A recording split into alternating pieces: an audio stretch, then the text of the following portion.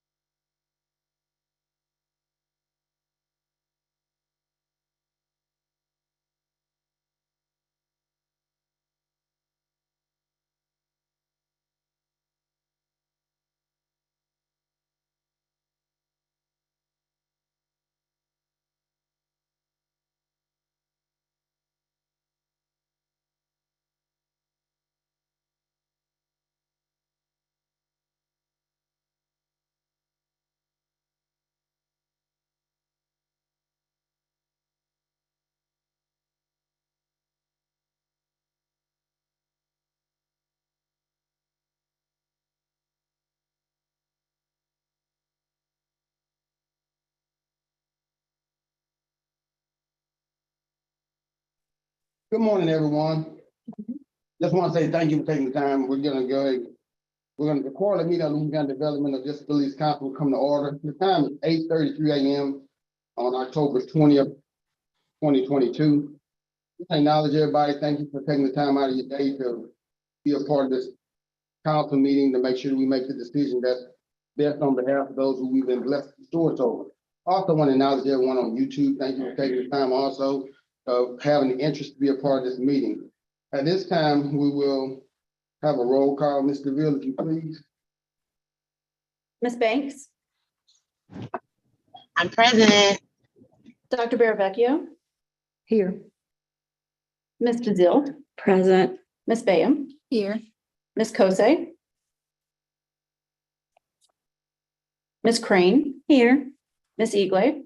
Good morning. There's Ms. Kosei. Ms. Eagley, Here. Ms. Gonzalez,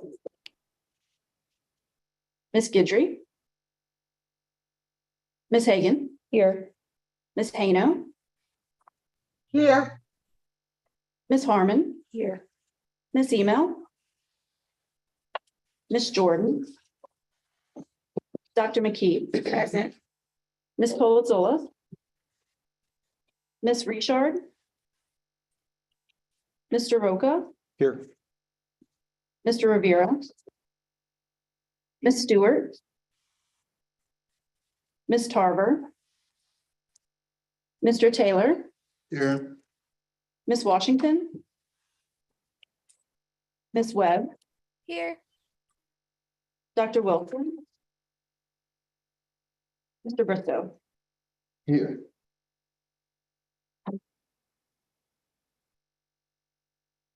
You have a quorum.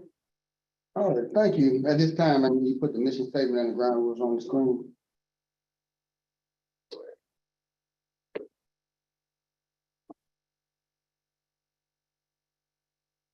And while she's doing that, I want to go ahead and acknowledge the guests that are in this room as well. So if you will, just state your name and point of entry, no dissertation necessary. Nicole Flores, Executive Director, Family Health and Family Services. Thank you. William Dejan, self-advocate, sorry. Nicole Dejan. Charlie Michelle. I'm missing anyone that's at the table? All right, thank you. Mission statement. I'll read the mission statement. To increase independence, self-determination, activity, integration, and inclusion for Louisiana's with developmental disabilities by engaging in advocacy, capacity building, and systems change. Ground rules. Council meetings shall be accessible via Zoom and live streamed on YouTube. Council or committee members will participate via Zoom and shall be considered present when they display a live feed, a video of their face with their first and last name. Have microphones muted unless called upon by the chairperson. Electronically raise their hand to request the chairperson recognize them to speak. Once recognized to speak by the chair, their microphone shall be turned on. After speaking, microphone shall be returned to mute. Guests may participate via Zoom or observe meetings live on YouTube. All public meetings shall be recorded and may be made available on the council's YouTube channel as determined appropriate by the chairperson. Public comment is submitted during the meeting via any format shall be considered. During the Zoom meeting, guests may electronically raise their hand to request a comment. Upon being recognized to speak by the chair, the microphone should be turned on. After speaking, the microphone will be returned to mute. Post comments relevant to the item under consideration in the chat box. Public comments of a person's character will not be heard. If comments continue after being asked, stopped by the chairperson, council staff may be instructed to end the meeting. Chairperson will notify the executive committee of this occurrence. Council chair will seek guidance and determine if it is legally appropriate to redact or share the video of the meeting on the council social media page. So with that being said, just wanted some housekeeping rules for those that are in the room. Let's make sure that our phones don't vibrate. That way there's not going to be an interruption if there's someone in the middle of thought. Also, you have a call, step out to take it. Something else on the site. Oh, this part. Let's always be mindful of that we're on YouTube, that we're streaming live. The last thing we want is to say something that would be considered insensitive or put in a position where this council could become a spectacle and scrutinized in the eyes of anybody else. So let's just make sure that we're mindful that we're here to set the example and to set the tone. But we don't want to be the ones that are identified as being a problem as opposed to the solution for what we're here to try to resolve. Last thing, I'm gonna ask this of every council member, everybody that's been in this room. Always remember the face, motivation for why you wanted to be on this council. It's easy to get distracted, and it's easy to get distracted, but we're here for systems change. And with those systems change, we're the ones at the forefront where people are believing in us to make the necessary decisions. And sometimes we have to make the hardest. But with that being said, that's why we're here. So please, don't forget. Next item of business is approval of the meeting summary. A draft of the July 21st meeting summary was distributed. The summary will not be read unless requested by a member. Are there any corrections to the summary? Does anybody have any questions in regards to the summary?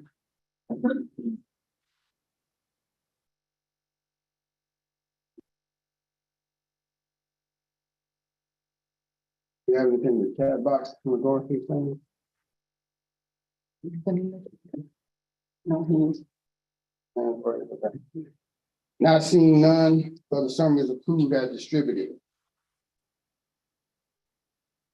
One more thing I do want to add, I remember what I forgot. Let's not forget, when we do have public comment is only going to be for 3 minutes. If you have spoken on this subject at least twice, going to be dismissed from the conversation, because the first time you're making your point. The second time you reemphasize it. After the third time, you just antagonize. So I just want to make sure that we do emphasize that. I'm emphasizing that on this particular meeting because we want to make sure that we stay within the professional realms of why we're here. The next report is going to be my report. And as the chairperson, I had an opportunity to meet with State Representative Tammy Phelps. She's part of District 3 out of Shreveport. She's new in her office, and I wanted to try to get a chance to meet her. That way we can try to have some advocates in different parts of the region to make her more aware about disability rights. And also, to my interest, I find out that she has a son that's on the autism spectrum. So she is definitely interested in possibly being a advocate and a support legislatively for the ED Council. Also, I had the chance to talk to State Representative Kenny Cox. He's in my district of DeSoto Parish in Mansfield, District 23. Trying to build a relationship with him to make him more aware that when we do have legislative agendas, that we would like the support that could be made available. I did get an opportunity to attend virtually some of the Family Helping Families virtual roundtables. Find it to be very interesting. I'm just going to ask that we just continue to support those. That way we can make sure that the message is unified, that we're getting things going across. Does anybody have any questions about the report that I've just presented?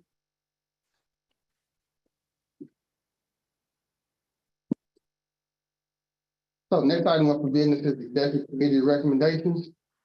And Mr. Villa, will you place one on the screen? Thank you.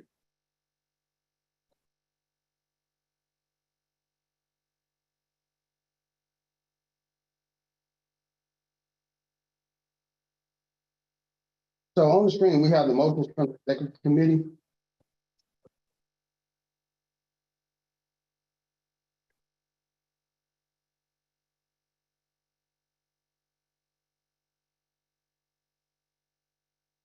I'll read them for the record. Nicole Banks moved to accept the YLF Committee's recommendation of Family Helping Families of Acadiana to be the contractor for the Youth Leadership Forum. Dr. McKee seconded the motion. Kim Bazilla abstained from voting due to sitting on FHS Bayou Land Board. No objections. All other members voted in favor, and the motion passed. Legislative advocacy motions. Dr. McKee moved for the LADDC to provide advocacy surrounding issues number 1, incontinence supplies. Kim Bazilla, no objections or abstentions, the motion passed. Dr. McKee moved to include change law to increase representation of IDD and ensure diversity of public bodies, and change open meeting law to provide virtual meetings as a standard of public input for the IDD community, the legislative agenda. Second by Vice Chair Nicole Banks. Motion was amended, see below.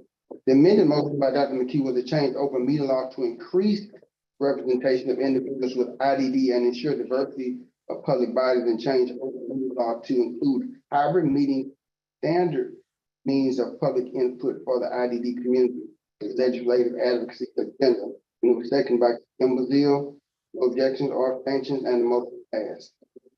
But under DEI training, Dr. McKee motioned that the full council receive training on DEI practice by April of 2023. That become a mandatory training for new members of the council. Vice Chair Nicole Banks seconded. There were no objections or abstentions, and the motion passed. Dr. McKee motioned that the bylaws be reviewed to include that we have language that is inclusive of equity and inclusive practices, specifically as it relates for members to hold seats on the council. Seconded by Vice Chair Nicole Banks. Motion passed. For the record, I read in the executive committee recommendations. Is there any discussion from council members about what was just presented? I think we have to go through each motion separately. So you want to go back to the first one for wireless? Okay. So for the first motion, for YLF, the recommendation was for Family Helping Families of Acadiana, the contractor for the Youth Leadership Forum. Excuse me. Do we have any discussion in regards to that?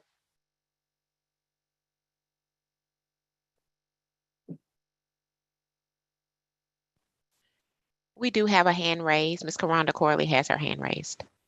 Ms. Corley, you're recognized by the chair. Great morning, Mr. Chair and full council. I want to restate what I stated yesterday, that I hope that our executive council will seek legal consult regarding conflict of interest, considering that some of the members from this particular Families Help and Family Center did sit on that ad hoc, which was posed with the task of creating the guidelines for that solicitation of proposal. In addition to that, I do think that it needs to be some real recommendations as far as in with the public, possibly regarding what that rubrics is going to look like for the selection of the young individuals that will be attending YLF, making sure diversity, equity, inclusion training is provided to all staff that will be working with the youth that will be in attendance, as well as making sure that children with autism, what will it look like for them to actually get acquainted with the staff prior to attending, as well as getting acclimated to the living parameters of where they will be staying for the course of that conference. So I do think that we definitely need to make sure that we address that, but also the language that's going to be in the contract regarding diversity, equity, and inclusion definitely need to be at the forefront as it relates to this particular matter. Those are my comments. Thank you. Thank you, Ms. Corley. Do we have any other comments? I see Ms. Hayno. Ms. Hayno, you have your hand raised. You're recognized by the chair. You have the floor. From my understanding, when FHF of Arcadia found out that we were soliciting proposals, they all dropped in. I believe I heard that Ms. Flores is with us today. As soon as they heard about the selection of proposals, they immediately dropped out. So I think now, Amy, I could be wrong, but I think legally and ethically, there's no conflict of interest. Am I correct? I agree with your opinion. The meetings were public, they were recorded, they were posted on YouTube. Everyone had access to see them, to participate in them. So they didn't have any greater access than anyone else did. And they did resign when they decided to apply. Right. And so, I mean, it wasn't like the,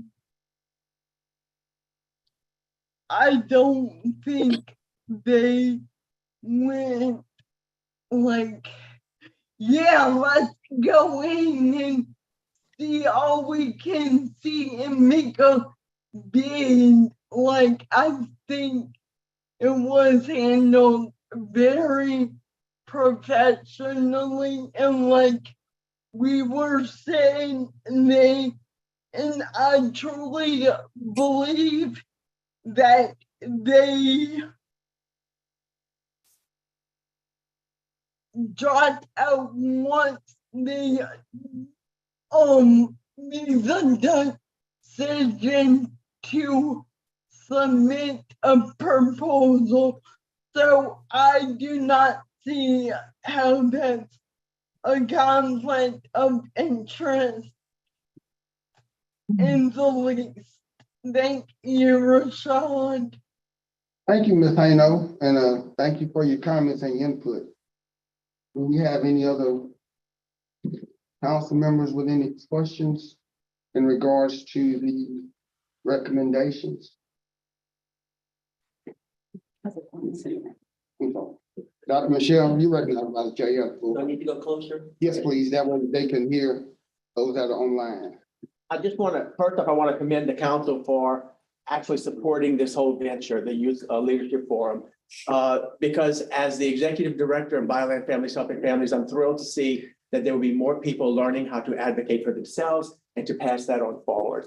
As a former special educator and a school administrator, it gives me great pleasure to know that as a result of the education that this young lady who's spearheading this has gotten, and because of the parenting that she's received over the years, that she has learned the skills and is now willing to share those skills so that other people can have an easier life in advocating than maybe she had, than my kids had.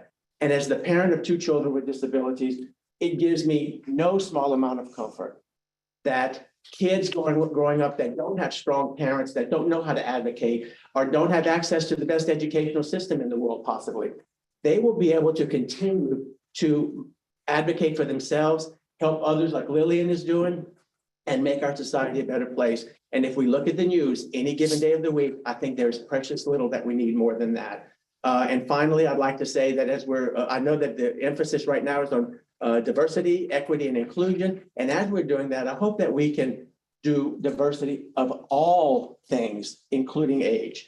I hope that when I was a child, nobody took me seriously because I was a child, 14, 15, 16 years old. I hope that we learn that youth is not a measure of intelligence or lack of thereof, as is age is not a measure of intelligence or lack thereof. So I would hope that as we're doing diversity, we look at age as a definite factor. As we look at equity, we're provide equity of thought to all, including those who are younger than we are.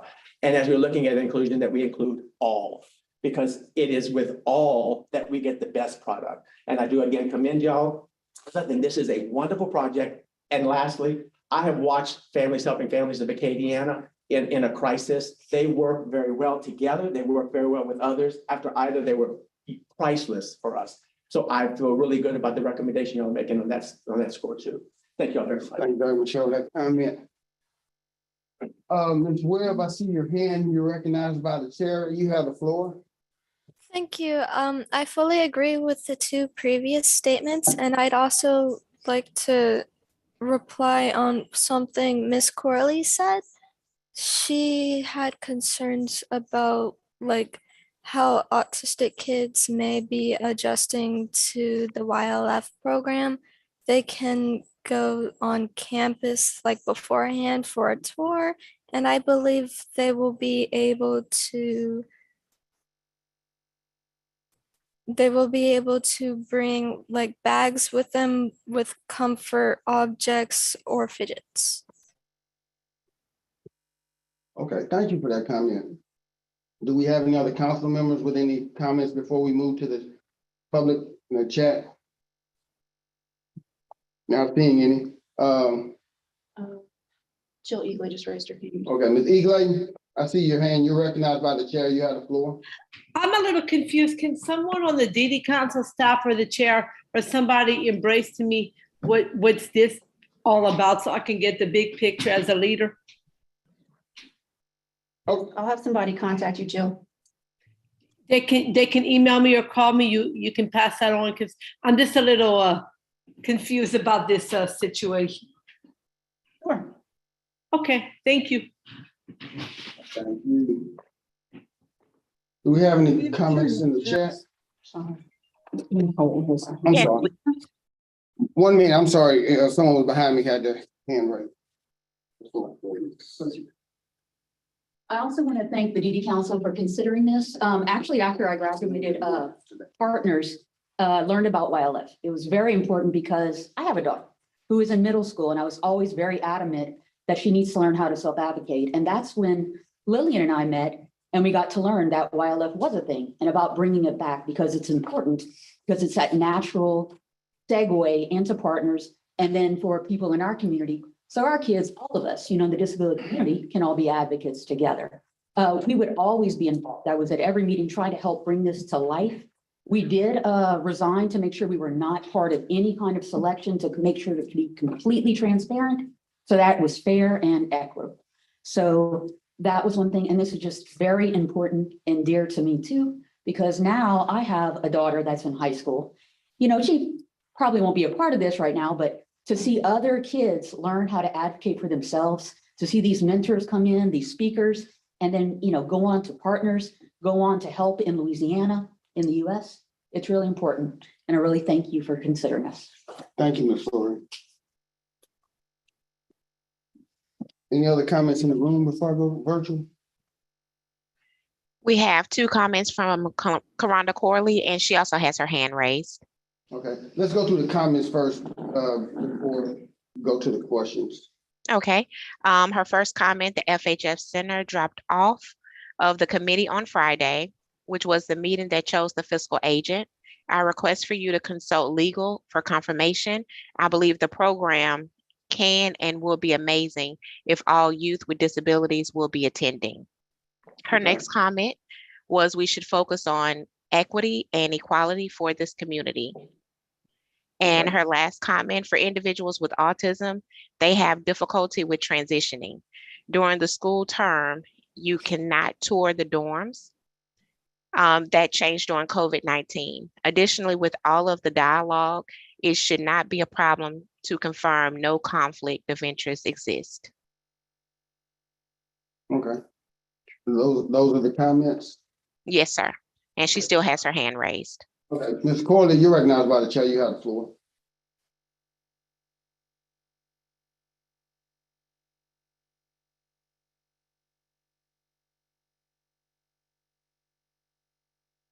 Ms. Corley, you're recognized by the chair. You have the floor.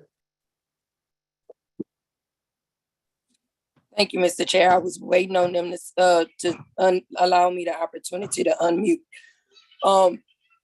As it relates to the dorm, so let me explain. I want to make sure that I'm explaining this to people, because I don't think everybody knows what it's like to deal with a child with autism, and I don't think that everybody knows the changes that occurred during COVID-19 as it relates to college campuses.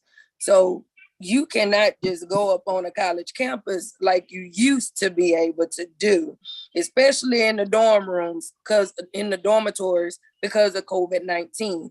I know this because I do have a child that is that age, that lived on a college campus in a dorm, along with nephews and nieces that live in a dorm.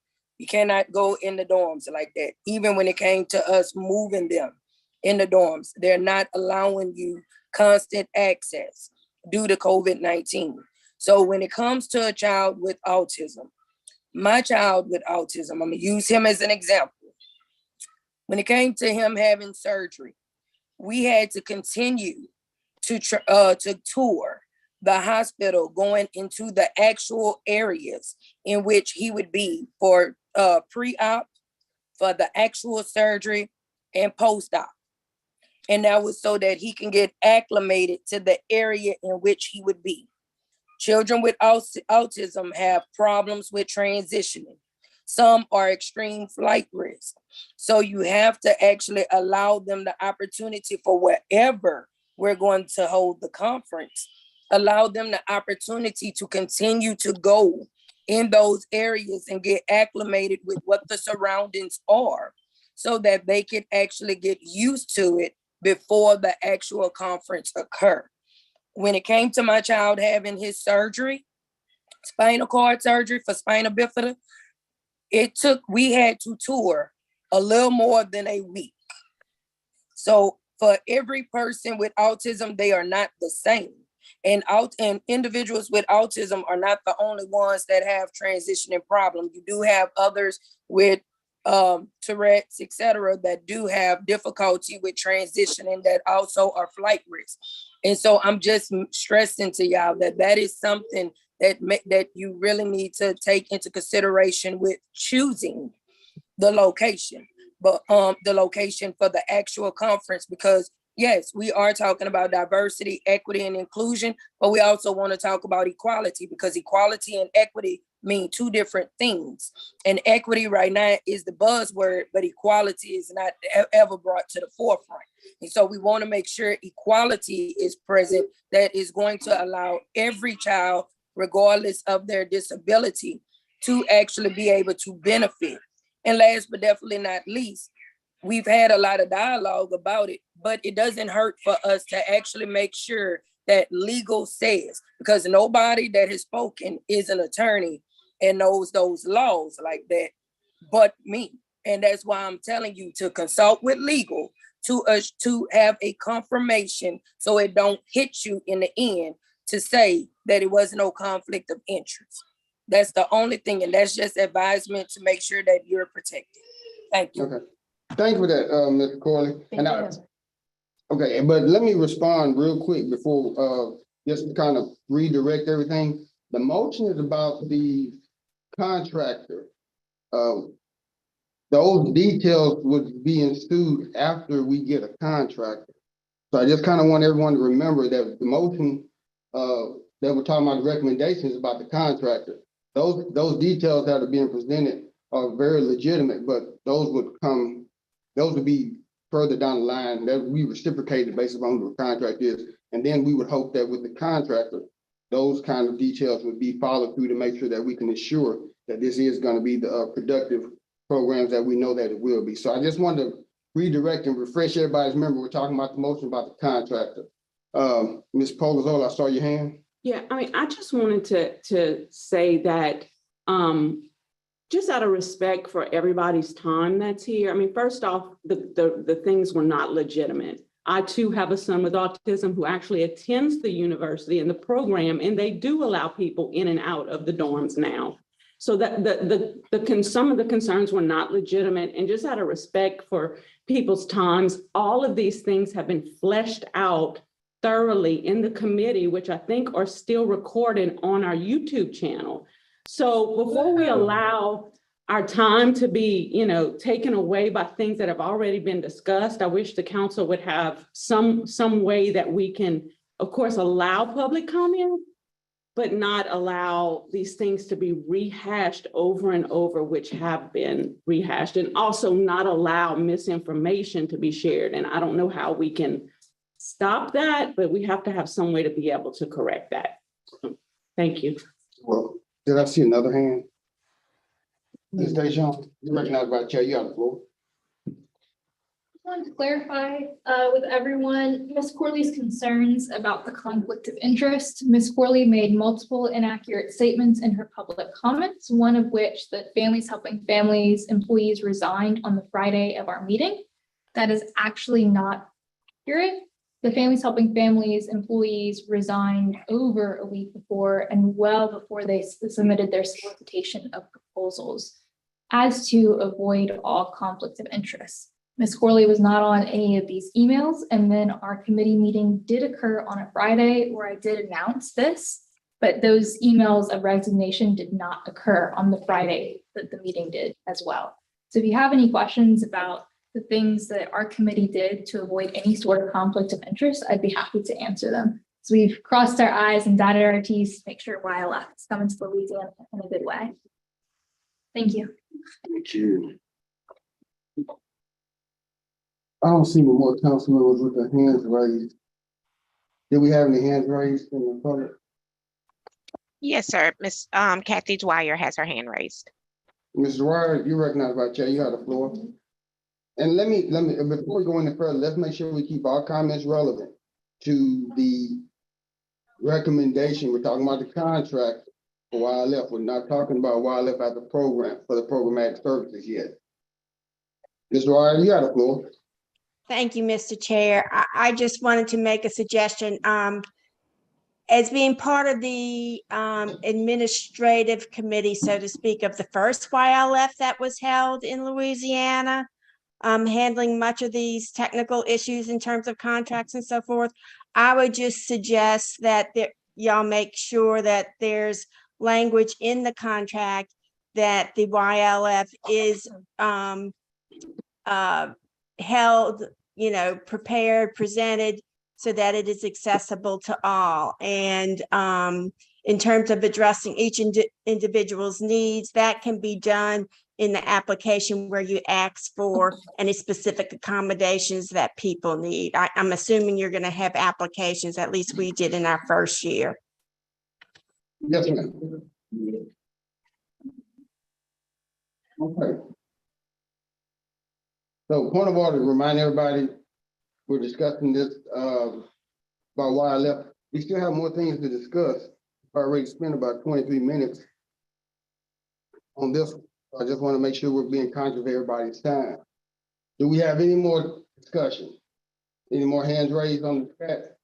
We do have one last comment from Ms. Vivian Webb. She stated, I understand your concerns. I'm a self-advocate on the autism spectrum, and I also have siblings with autism. I believe that the program will be during the summer, so there should be a time period where people may tour campus beforehand. Transitions are a part of life. YLF is designed to help prepare for a major transition to living on your own in a dorm if that individual so chooses. Okay, thank you, Ms. Webb. No more comment? No more hands raised? No, sir. Okay, so are you ready for the question? Okay, so the question is on the motion to move to accept the YLF committee recommendation for Families Having Families of Acadiana to be the contractor for the Youth Leadership Forum. Are there any objections? If not, we'll take a roll call vote. Mr. Bill, will you call the name, please? Respond A if you're in favor, and no if you're not, if you're holding conflict of interest. Point of order, if there's no objections, do we have to call roll? No, we really don't. I'm sorry. I'm so busy looking. You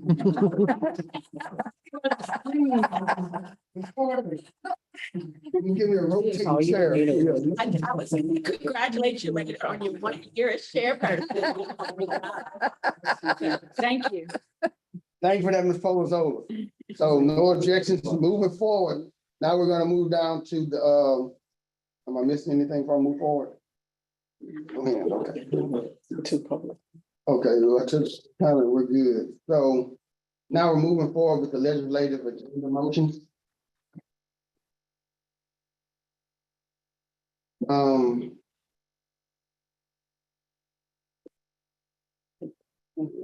Each one of the first one. Dr. McKee moved for the LAD to provide advocacy on issues number one, incompetent supply.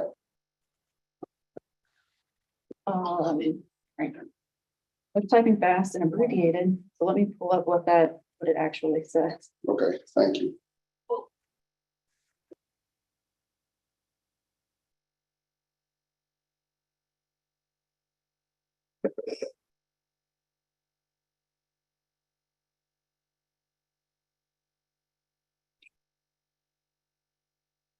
This was issue number one, funding for hygiene/incontinent products for adults to be covered by Medicaid. To include things such as briefs, diapers, diaper cream, lotions, gloves, etc. Do we have any discussion from council members in regards to issue number one that's been presented for, oh, let me preface, and this particular legislative session that we're going into is a fiscal legislative session. So for the public, I want you to be aware, it's gonna be this is a fiscal legislative session as opposed to anything that's gonna be addressing laws. So just kind of want to preference that way everybody's on the same page and have the same insight of knowing.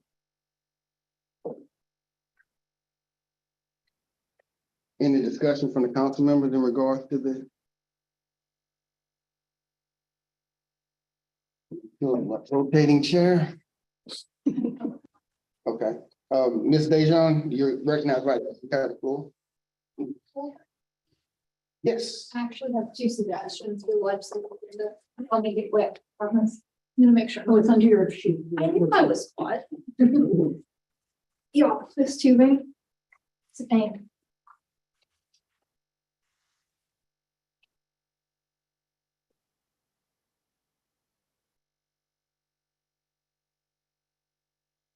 I also realized that earlier I said that my committee has dotted my Ts and crossed my Is, and I regret saying anything now. I just chalked it up to the combination. Thank you. So first of all, I am currently working with Representative Miller on a study resolution for next legislative session. There is a phenomena within the rare disease chronic illness community where if a patient is complex and difficult to understand, either the patient or the disease process, their disease process is chalked up to mental illness. So the doctor doesn't necessarily have to do further exploration on the issue. I have many friends in the rare disease community. Every single one of them has been accused of something similarly. It took me about 20 years to be accused of the same thing, despite having plenty of evidence that my organs don't work right and my body is different than yours. So as I started thinking more about this and talking to more people, I realized this doesn't just affect the chronic community. It also affects patients with acute issues as well. So for instance, we understand in Louisiana, we have a really, really bad maternal health outcome for Black women who are pregnant in the state. We understand that pregnancy for Black women is dangerous for both mother and baby. And we also understand that Black women are statistically more likely to be accused of histrionics whenever they complain of pain or other symptoms. Or I also know someone who went in with pain. She was a Black woman, serious pain. And the doctor chalked it up to generalized anxiety disorder. She did not have a diagnosis of generalized anxiety disorder. This didn't make any sense. I also question what happens when people with serious mental illness goes in with physical issues and the doctors question why they're there. And the doctors don't research why they're having these issues and simply chalk it up to serious mental illness. So this is a rampant issue in our healthcare system that's based around bias and discrimination. And we understand specifically that young women are more likely to experience this. So I'm working 2 minutes. Okay. Working with Miller to create a study resolution. And I want the council's support on this so this can go through and we can start figuring out on how to remedy this issue. So I want to stop because I know there may be some discussion and then go on to the next thing. I apologize for taking so much time. Do we have any questions in regards to what was just presented before the I council? do have a question. First of all, thank you, Lillian, for bringing this to the council's attention. And I'm really impressed with your advocacy on this issue. I do have a question. How are we able to tie this and align this with people with disabilities? How are you able to articulate your advocacy to tie to the population that we serve? Well, because we understand that people with developmental disabilities are sometimes people with rare diseases. We also, within our work, we also consider, I think people with mental illnesses whenever we consider disability advocacy as well. So this issue specifically affects people with rare diseases, serious mental illnesses, and chronic issues that could be considered a developmental disability, as the illness may have started before the age of 21. Thank you for that. One more circle back question. I share your passion in this. My only concern is that, which I do believe we should move in a direction to be inclusive of making sure that disabilities does cover people that have mental health concerns and mental health illnesses as well. That speaks to the future, right? That speaks to where you are and where we should be going. My only concern is where we are now. How do we ensure that people recognize that mental illness, mental health, and all those issues that you brought could be considered a developmental disability as per state law, right? And so that's where the fight is. And so I support what you're saying, but my concern would be how do we get it to a place where we can make sure that's included in the population that we serve? And so that's where we need to go with it, right? Rare disease, absolutely, but we need to go in and you're right there. And I want to be able to support you, but we have to tie it into where we're going, right? With our population. Absolutely. And I think it really boils down to bias and discrimination within the medical system against people with disabilities. I mean, whenever I go into the hospital, I do have a lot of rare diseases, but I'm also a young woman with a history of anxiety, and that works against me greatly. So in order to be taken seriously, I have to provide much more information than perhaps an older male would with no history of anxiety, right? And so it does affect a lot of our population, especially since we've recently started talking about co-occurring disabilities, people with behavioral health issues and also mental health issues, right? So it affects a lot of our population. It's just been overlooked. And I think because people are scared to speak up about it, because then people ask, well, if I speak up about this, what if the other person doesn't believe me and believes the doctor that has been saying that I'm crazy? Okay. Thank you for that. Do we have any other comments or questions in regard to what's being presented? Ms. Dejon? Ms. Nicole Banks has her hand raised. Thank you. Vice Chair Banks, you're recognized by the chair. You have the floor. Good morning, and thank you, Chair, for recognizing me. I just have a question because I'm just trying to get more clarification. Just as like Dr. McKee was saying, how are we going to tie in at Black women in regards to this issue? Are we going to take it to they're representing a small portion of it because of the chronic pain issues that they're having? I'm just trying to get there. That's all. I mean, like, I support what you're saying, like, full-heartedly. Of course, I'm a Black woman, so I'm going to support you. But I just want to see how is that going to get to where we need it to be at. How you're explaining it. How do we get there? Like, what? How do we get? I'm just trying to figure out how are y'all getting Black women into that category of developmental disabilities? Absolutely. And I think I probably failed to place the correct emphasis on developmental disability, because my example, Black women being statistically more likely of being accused of histrionics, was simply trying to demonstrate the potential scope of the issue, right? Where the focus is people with rare diseases, chronic illnesses that are considered developmental disabilities because they develop before the age of 21, not being able to access medical care because they're written off by doctors. And then it poses a huge issue, especially with people with chronic issues who need ongoing medical care. So that was my bad in not placing the emphasis in the correct area, but it was really just trying to demonstrate the potential scope of this legislative study. Thank you. Thank you for the clarification, because I just needed it. I'm like, okay, well, I see where they're going. Okay, but now I totally and fully understand what you're saying in regards to the whole disability and the Black women. Thank you for that clarification. I yield the floor. Thank you, Vice Chair Banks. Ms. Webb, I see your hand. You're recognized by the chair. You have the floor. I think it is important that we don't discriminate against others. What we're talking about here is doctors will write off other people as faking things or not believe them. Also, mental health and chronic pain can coincide or be caused by developmental disabilities, and they can exist because of mental or developmental disabilities. I have autism and anxiety. I've had a doctor not believe me in the past about my chronic pain. I've been accused of lying about my chronic pain or mental illness, but it's been proved time and time again that I was correct. He called and apologized several times. I feel we need to not discriminate against others when it comes to developmental disabilities. And lots of people, especially Black women, struggle with getting their diagnoses because people won't believe them. They're more likely to not be found truthful, even though they have problems. They need doctors to believe them, to listen to them, and to diagnose them.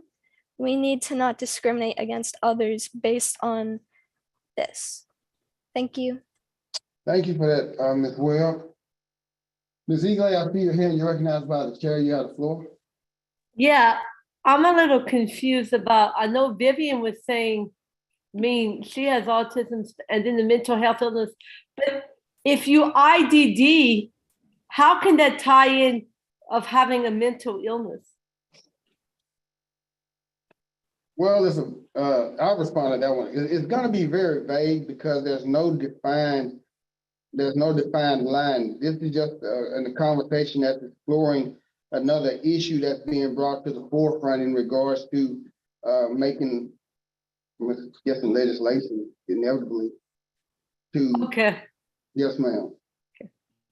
Thank you for that.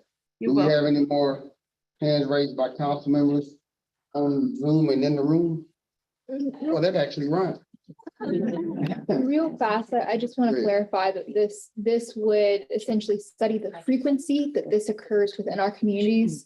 So then we can figure out how to potentially remedy this in our medical system, but it's a study about the frequency this happens. So we can get solid evidence. Okay, thank you. Ms. Hayno, I see your hand, you recognized by the chair, yeah. Well, does the study specifically gonna mention Black women with developmental disabilities? Because I'm kind of on the fence. I definitely see like where this would be vitally important, but also like if these women, and I don't even know if this is fair for me to say, but like, I mean, these women would have to have shown their critical illness before the age of 22, correct, Amy? And so like that was, I'm just thinking out loud. So I just wanted some clarification on that before I can kind of piece my thoughts together. Like, does that make sense, Lillian? It does make sense. And it would be a broad study. It's not just going to focus on Black women. The language has not been fleshed out yet. This is the core of the issue of the study, though. The study would study the frequency that patients are written off just by blaming things like mental illness or histrionics. And I'm bringing this to the council today because we know that this is going to be more likely to happen to chronic patients who are likely going to fall in the category of developmental disability. Okay. So with that being said, I need to table this for just a minute because brought back to my attention, we have a motion on the floor. We're just gonna hold right there for just a few minutes. Can we bring back up, we're discussing issue number one, the funding of hygiene increment products for adults. So just refresh everybody's memory, we have a motion on the floor. Do we have any more discussion in regards to the motion that was presented by the executive committee?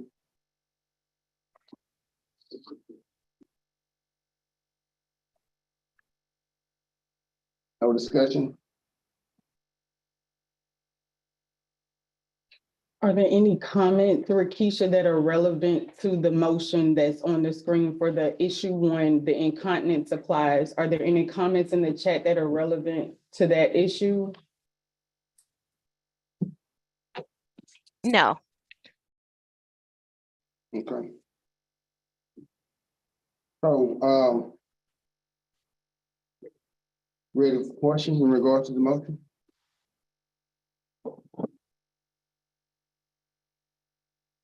Okay. Do we have any objections in regard to the motion? Okay. So the motion passes.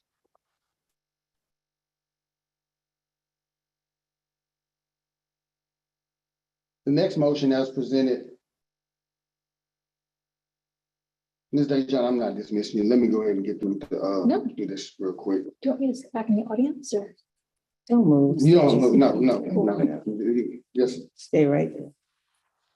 So the next motion, for legislative advocacy motion was, change, the amended motion, I'm gonna read it. Change open meeting law to increase representation of individuals with IDD and ensure diversity of public bodies, and change open meetings law to include hybrid meetings as a standard means of public input for the IDD community in the legislative advocacy agenda.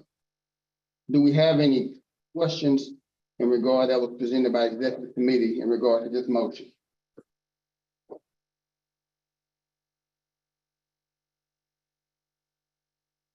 Not seeing any in the room, do we have any on Zoom in regards to the motion? We have two hands raised, Ms. Kathy Dwyer and Ms. Karonda Corley. Okay. Ms. Dwyer, you recognized by the chair, you have the floor. Thank you, Mr. Chair.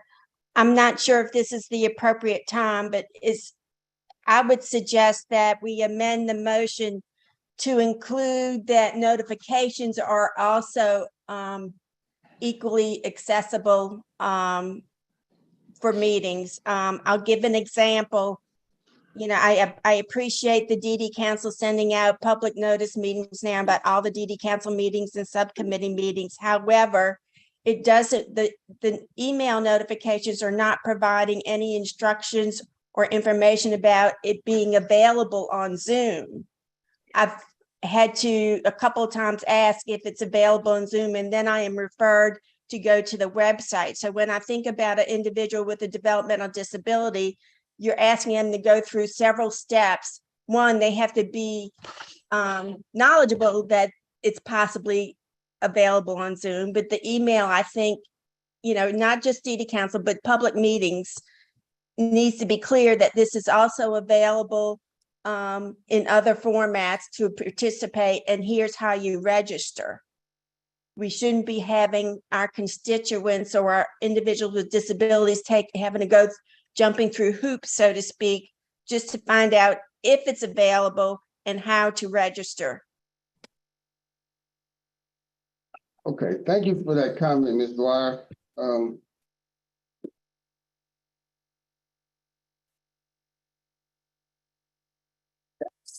That's more gonna be more programmatic issue. Yeah, that's the programmatic. That's I'm gonna not- be more I'm programmatic. not That's amending not my something that motion. be legislative. That's something we would just try to have to hold accountable those designated entities of interest whenever that comes down to it.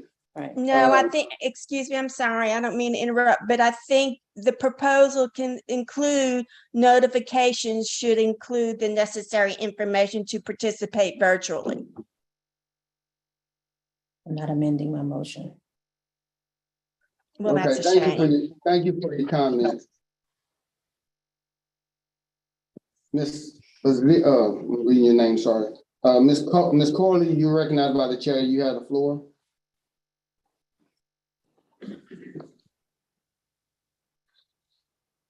Thank you, Mr. Chair and Council.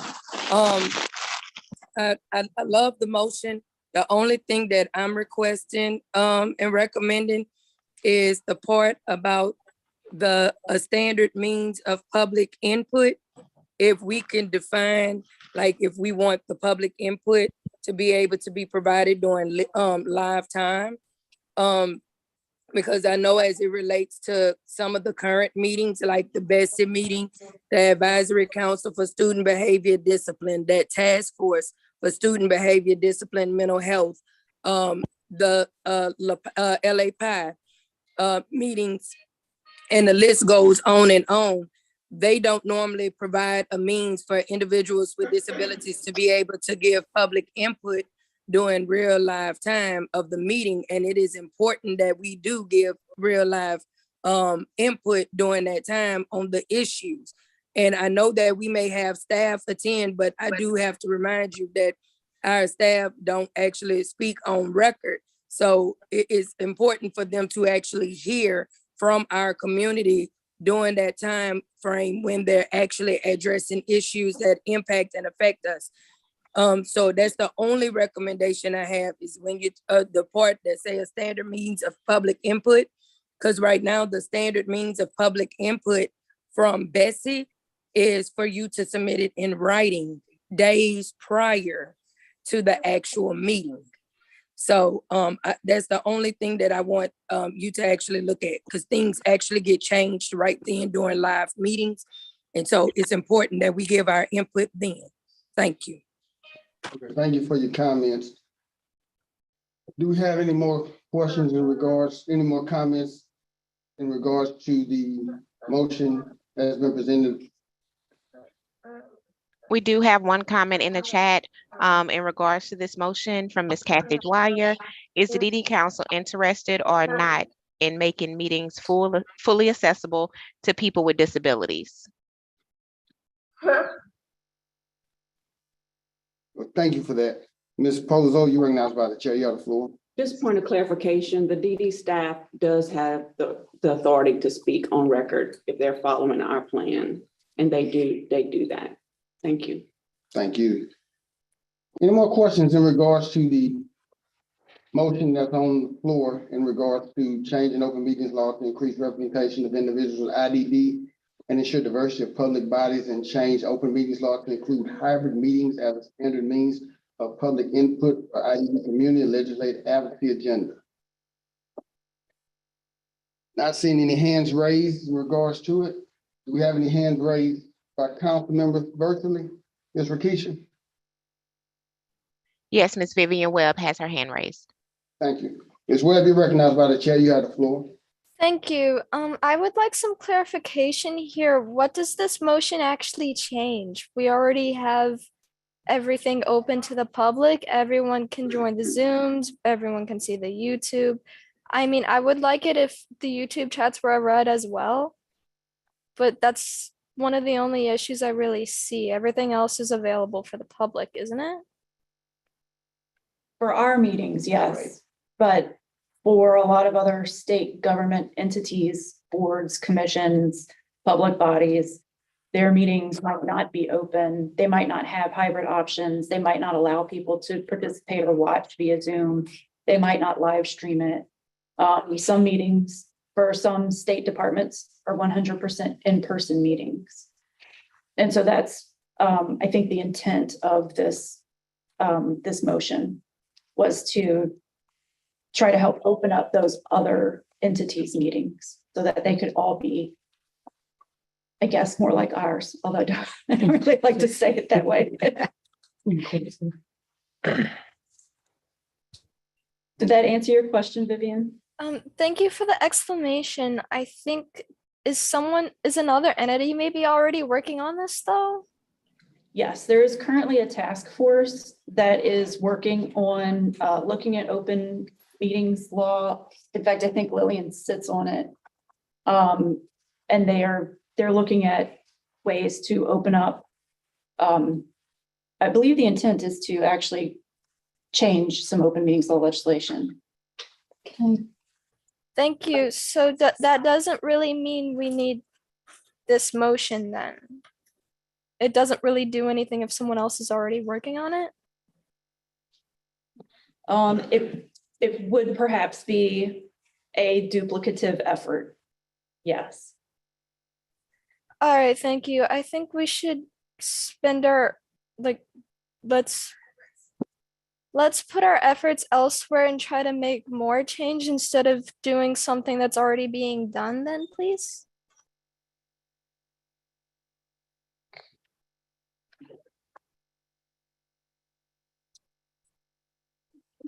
Okay. Thank you for that. So once we go through the comments, we'll see if this motion will be adopted. Do we have any more hands raised in regard to the motion that's on the floor? No hands raised at this time, but we do have two comments in the comment chat. Ms. Karanda Corley stated we need this motion. Ms. Vivian Webb stated it's already being done by another entity. Okay, thank you for that. Do we have any more comments? Getting ready to call a question. Any hands raised in the room? Any hands raised on Zoom? Not at this time. Okay. Ms. Jill Hano has her hand raised. Ms. Hano, you recognized by the chair. You have the floor. What is the task force for the open meetings law?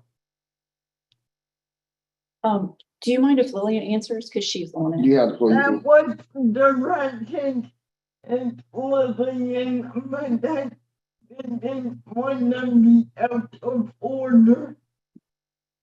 So the task force is the SR 147 task force. It was passed legislatively last year to create the task force, and the task force is studying open meeting laws and best practices for hybrid meetings, as I understand it.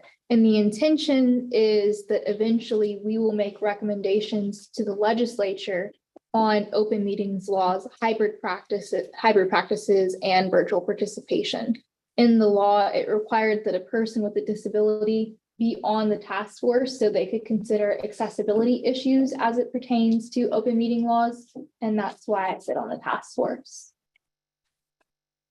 Did that answer your question, Ms. Hano?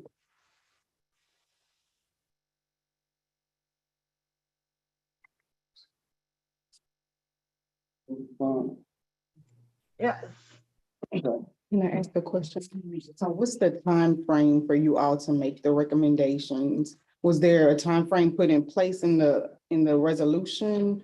Or are you guys just meeting until you figure out which recommendations you want to recommend to the legislature? It's an excellent question. I can pull up the piece of legislation. I don't have it offhand, but I would assume that there's a deadline. Wrong website. Okay. Michelle has his hand. Mr. Michelle, you recognize. Just one comment real briefly. While I know we typically don't like to do duplication of efforts, I think in this instance, it's such a huge problem, and having LaCan and the DD Council behind it will help that task force to complete their assignment. I know in my region, our LGE does not have meetings open virtually. And they changed their meetings at the last minute, so we can't even attend them. So I think if we did something like this, that would help them, help all agencies be more consistent, because it is confusing to me how we can do this here, but every other agency seems to have the latitude to make their own choices, which is fine.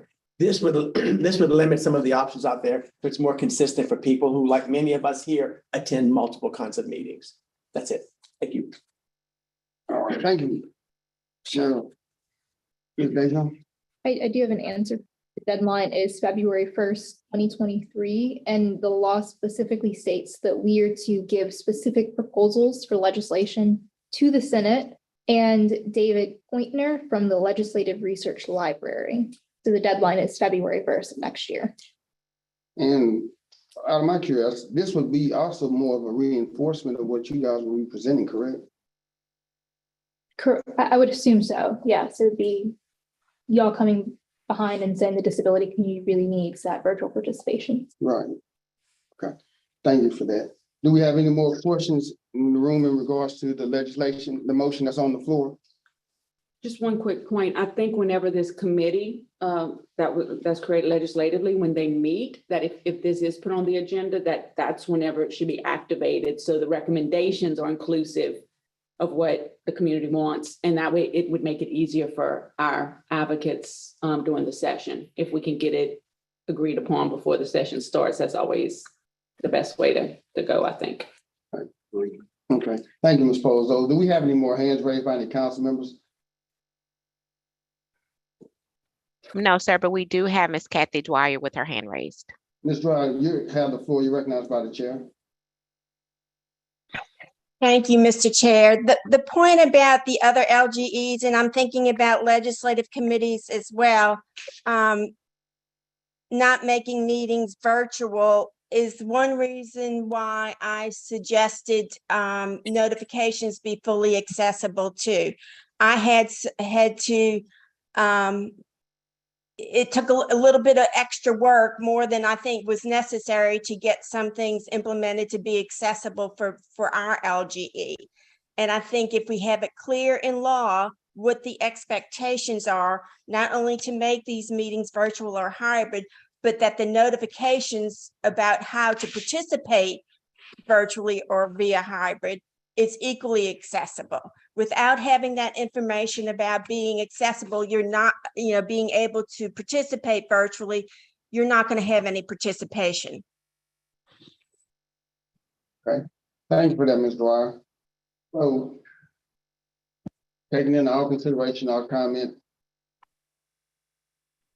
ready to move to make a decision on this motion.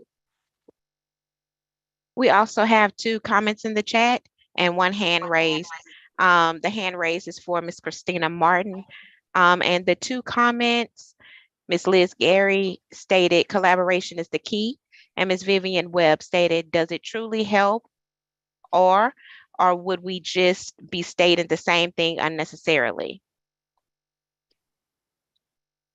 To answer Ms. Webb's question is, like I said earlier, this would be more of a reinforcement to just let it be known that it's coming from another designated entity of interest. So that way legislature won't see it as just saying only it's coming from one direction, only one agency or entity is having an issue with it.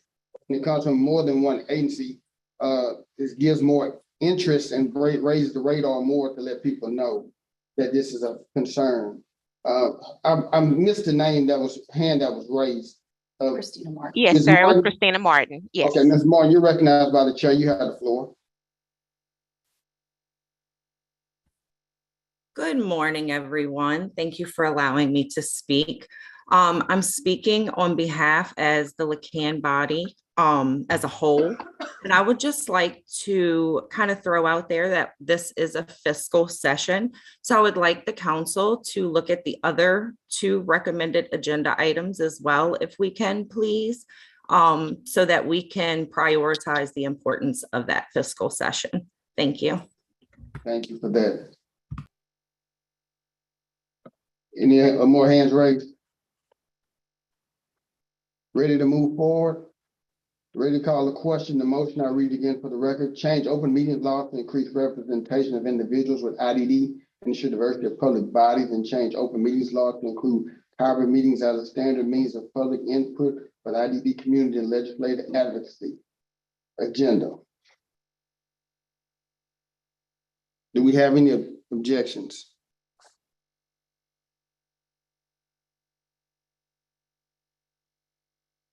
Not hearing none? Motion passes. Next legislative agenda item. That is all that came out of executive committee. Can I abstain? Yes. But that's only from the open meetings, correct? Yes. Okay, sorry. Not a problem. Have a recognizing. Those were the only recommendations made out of executive committee for the legislative advocacy agenda. However, there was one that is coming out of the education committee. So you may want to address that one now. Let's see. Let's proceed with that one. Because it does involve the legislature. Yes, yeah. Whatever you want to do. This is the motion that was for inclusion with the legislative advocacy agenda. The motion reads, the Education and Employment Committee recommends Siena Developmental Disabilities Council add additional funding, $3 million for the post-secondary inclusive education to the 2023 legislative advocacy agenda. Do we have any discussion from the council members in regards to this motion?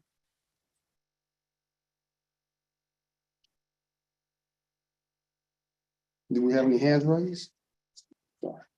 Not hearing anything. Do we have any hands raised from any council members, any questions, council members online and virtual? Not at this time. Okay. Do we have any comments in the chat box in regards to the motion? No, sir. Okay. Ready to call the question? Any objections to this motion that's presented by the Education and Employment Committee?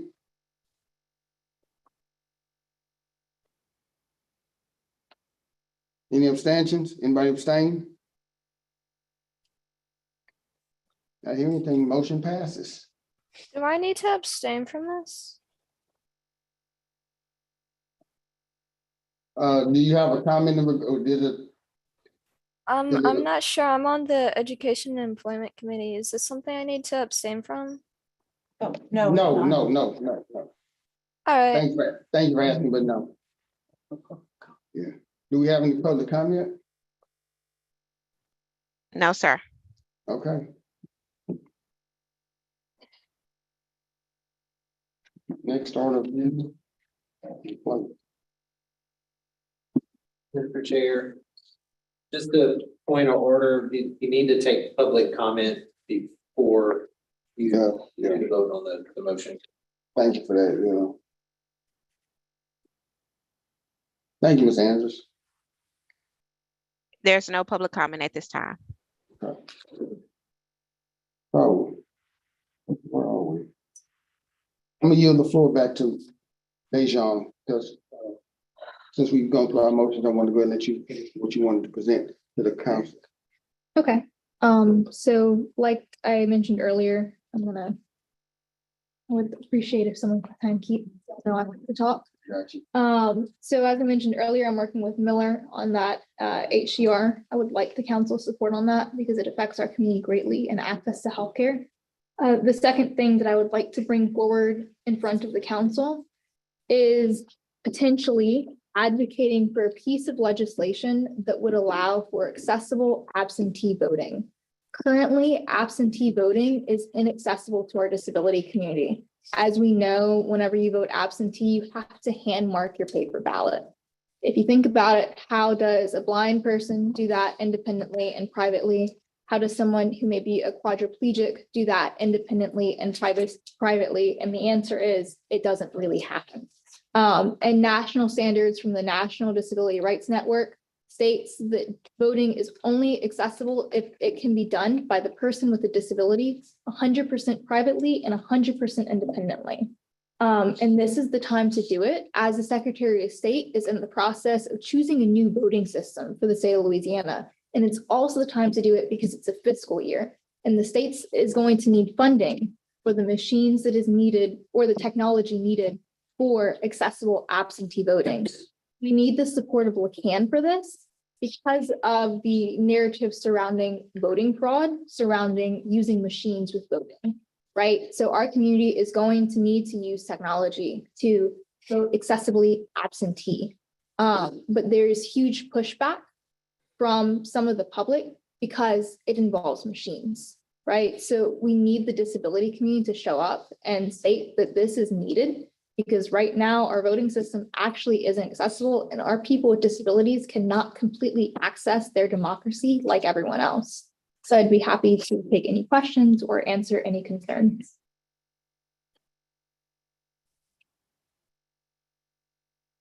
Any question by the council members?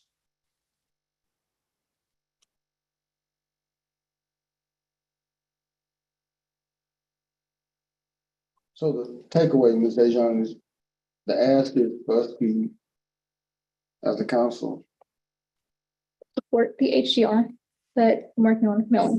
And then secondly, push for accessible absentee voting, because that's likely going to need to happen legislatively. And that's also likely going to need state funding for the technology required.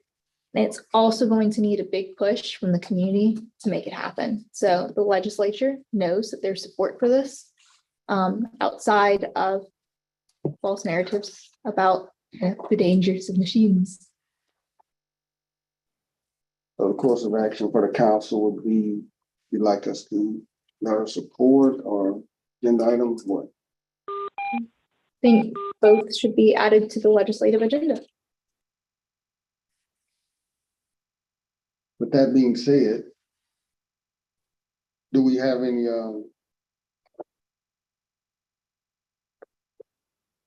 we need a motion to bring it in. We I have a question or comment about Dr. this. Chief, right. So my concern is that one, both issues are truly needed. But I do have to take in consideration the survey that we put out and all of the other requests from family members that the rubric that we utilized. And although what you're bringing to us is very important, and I think something that the LADDC could try to support in, in whatever way we can, once we get more information, particularly the first one and the second one, both really in. But I cannot overlook the work that was done when the community all said they have other priorities as well. So, I mean, although I think this is awesome, I need to also look at the other requests that the community has asked for us to do to consider advocacy to support as well, right? We have an entire list of priorities that was brought before us that were ranked. We have like 1s and 2s and 3s and 4s.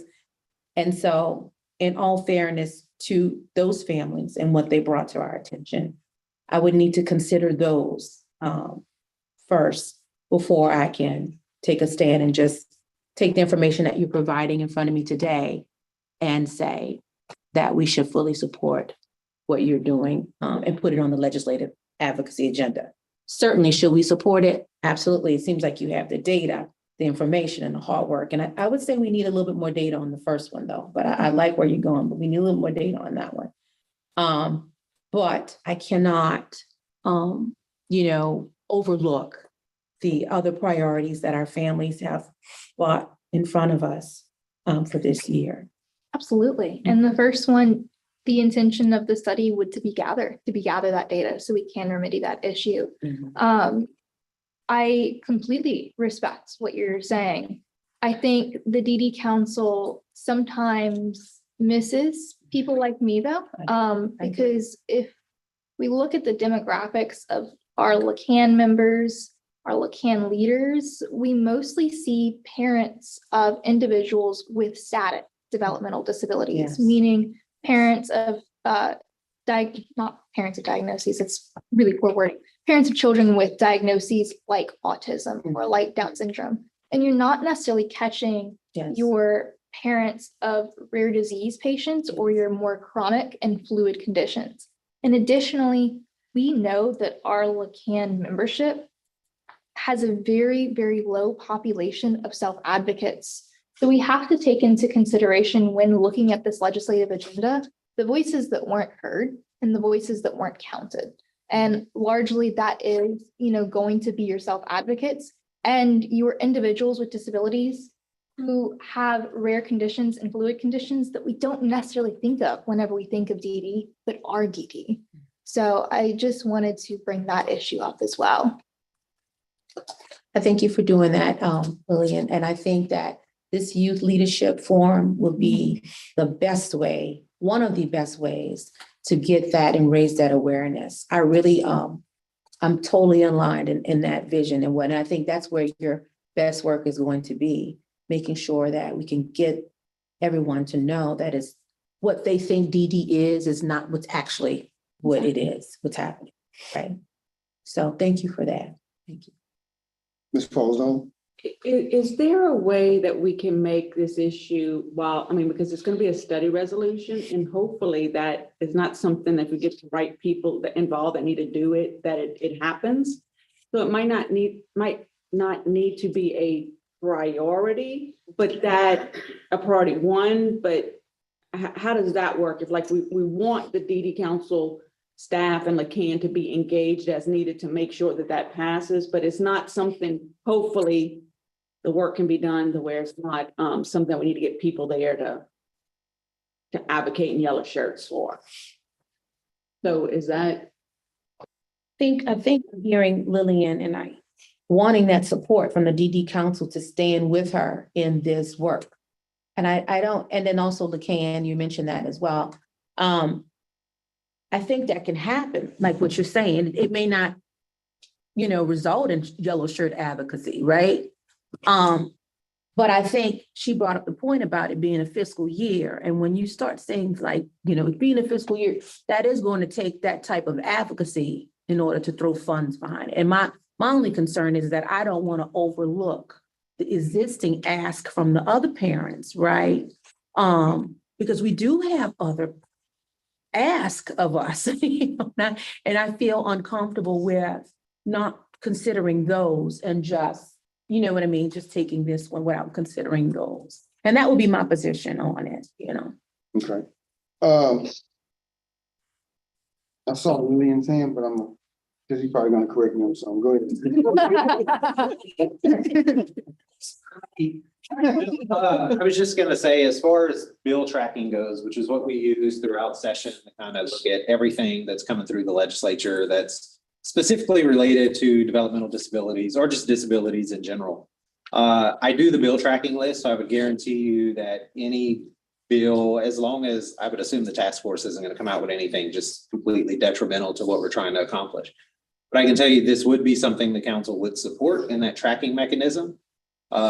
We have it, for those of you that have looked at our bill tracking in the past, we have certain levels. So some things warrant LACAN activity, some things might warrant council member activity only. So we might reach out to some of you to participate, well, maybe not participate in the task force, but maybe go and share some sort of testimony there. There can also be administrative advocacy, which is where us as staff do things. We might send a letter on behalf of the council. We may go to the committee meeting. We may meet with the legislator or task force members outside. And so those things are kind of developed once we see all the legislation that has come out. I would hope if they're pushing out something for February 1, I think you said. That's for the SR 147 task force with the virtual participation versus We already on that one. That's on the open. Oh, yeah, sorry. We're already I'm on getting that. confused. I am talking about the one that Miller's doing though. That would be the one, we would, I would imagine, be in support of that. And so we can do advocacy around it that's not necessarily LACAN specific. It would just be a matter of kind of what it says and what we think we can accomplish. Like I said, either via staff or getting, preference would be to get council members involved. Because again, you have more skin in the game. I mean, you are representative of yourself and your children and other members of the community. So I do think it's possible that we, even if that is not on the agenda, that we could still help work around it. And I think the best course of action at this point, with that being said, Ms. Dejan, is submit this to a committee and to see how that a committee follow it. But I'm gonna yield the floor to you so you can go ahead and make your comment. Are you finished? I don't want to interrupt. So with the HCR, I think really you're right. It may not need to be on the legislative agenda, and maybe it's simply a committee or the council says that they support it. Yeah. With the voting issue, I don't think anything like that, in my personal opinion, with bill tracking with GOTA for the past 2 years, with being involved in voting accessibility. I frankly do not think that this accessible absentee voting would pass unless there is a very large force behind it, like active LACAN advocacy, like Yellow Shirt Days. Because as you've seen on the Voting Systems Commission, there is pretty big pushback from a community that thinks that machines are inherently fraudulent. So that would be one thing that if the council just says that they support, but there's no public testimony, I think it would likely fail in committee at the legislature. I'll entertain a motion to, in regards to, not the voting sheet, to submit it to, which committee would be of interest with this one? One of our subcommittees, Which one are we talking? The voting? the voting. SDCI. Self-determination. Self-determination. Oh, this is a We issue. don't have- We're not gonna have another meeting. Yeah, we're not gonna have. Right. So. Yeah. I'll entertain a motion for suggestion. You have two other hands. Listen, we have, let me check with the council. We have, Ms. Eagley, your hands raised, you're recognized by the chair. You have the floor.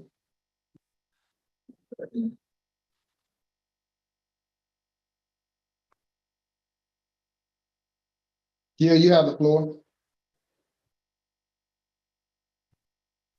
So I actually agree with Vivian was saying about LaCan, Lateach. You know, to be honest, I think that there should be more self-advocates who have voices.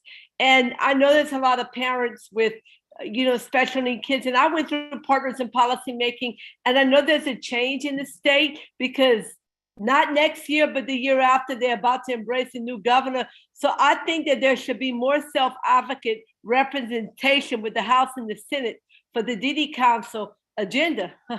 And because, to be honest, I'm represent the DD Council and I represent the ARC-GNO. When have they ever passed the rate? The funding is so bad. When is that going to ever level out? Because I think it's a time of change in the Senate and the House and the new governor, and along with DD Council and LaCan and Lateach, we should have more self-advocates in representation. What can we do to make this change? Okay, thank you for that, Jill. I'm just worried, Mr. Rashad, because every time I advocate on behalf of DD Council or special or ARC-GNO or SOLA, it's just like I never know what's going to pass with the funding and everything. And it's a legitimate concern, and that's why we have these discussions. That way we'll know exactly how to move forward. And everything is relevant to the concerns. It's just a matter of just trying to, when it comes down to prioritizing what's going to be the most relevant. But it's a legitimate concern. Thank you for that. Ms. Hayno, I see your hand, you're recognized by the chair. You have the floor. I know that, and correct me if I'm wrong, I know that it's up to the council members to determine the actual legislative agenda, and it was recommended to put like very few items on our agenda, and then so saying that I have it in the comments, but I'm agreeing. I'm all for this because voting rights are part of our state plan. I don't know if it's yearly or 5 year, but I do agree with this. But that being said, if it doesn't fall on our actual agenda, even though y'all as staff members do determine that the priorities of our tracking list every year, correct? Yes, that's correct. And we just put it out there to that, for argument's sake, if this is not on our agenda, can we put it out there to, can I recommend that staff follows this closely and this get a higher priority?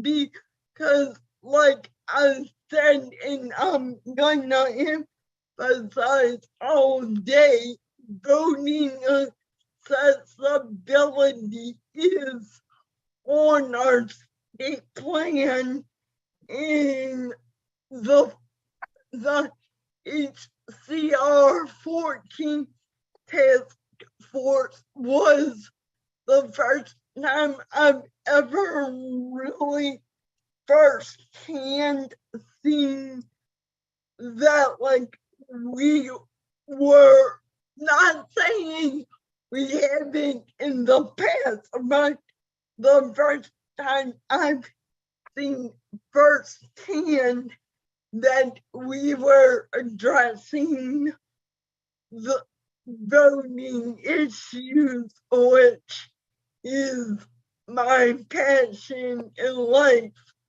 Do I say that about everything I do, don't I? No problem, Jill. So let me just say this. Ms. Dejan's asking for legislative support at the end of the day. So the question is, if we want to make a motion to add the concerns that have been presented to the legislative agenda. So with that being said, because we got a lot of discussion, but we're going down a rabbit hole. We got 15 more minutes to a break and a lot of people getting restless. So with that being said, I'm willing to entertain a motion if this is something that the council would like to add to the legislative agenda. The voting, yes. I'm gonna leave it up to the council, but I'll leave it open if anyone's willing to move on the motion. So what's currently on the screen is what has already been voted on and is our legislative advocacy agenda as of right now. Excuse me. If the accessible voting does not end up on legislative agenda, we will still track that item. And, you know, we can do some administrative advocacy behind the scenes if it's not the full council doing advocacy or LACAN being activated for advocacy as well. That's always an option too. Sorry, Richard, I was too long-winded, but that was my point. And if it's not on the agenda, can staff make it a high priority item?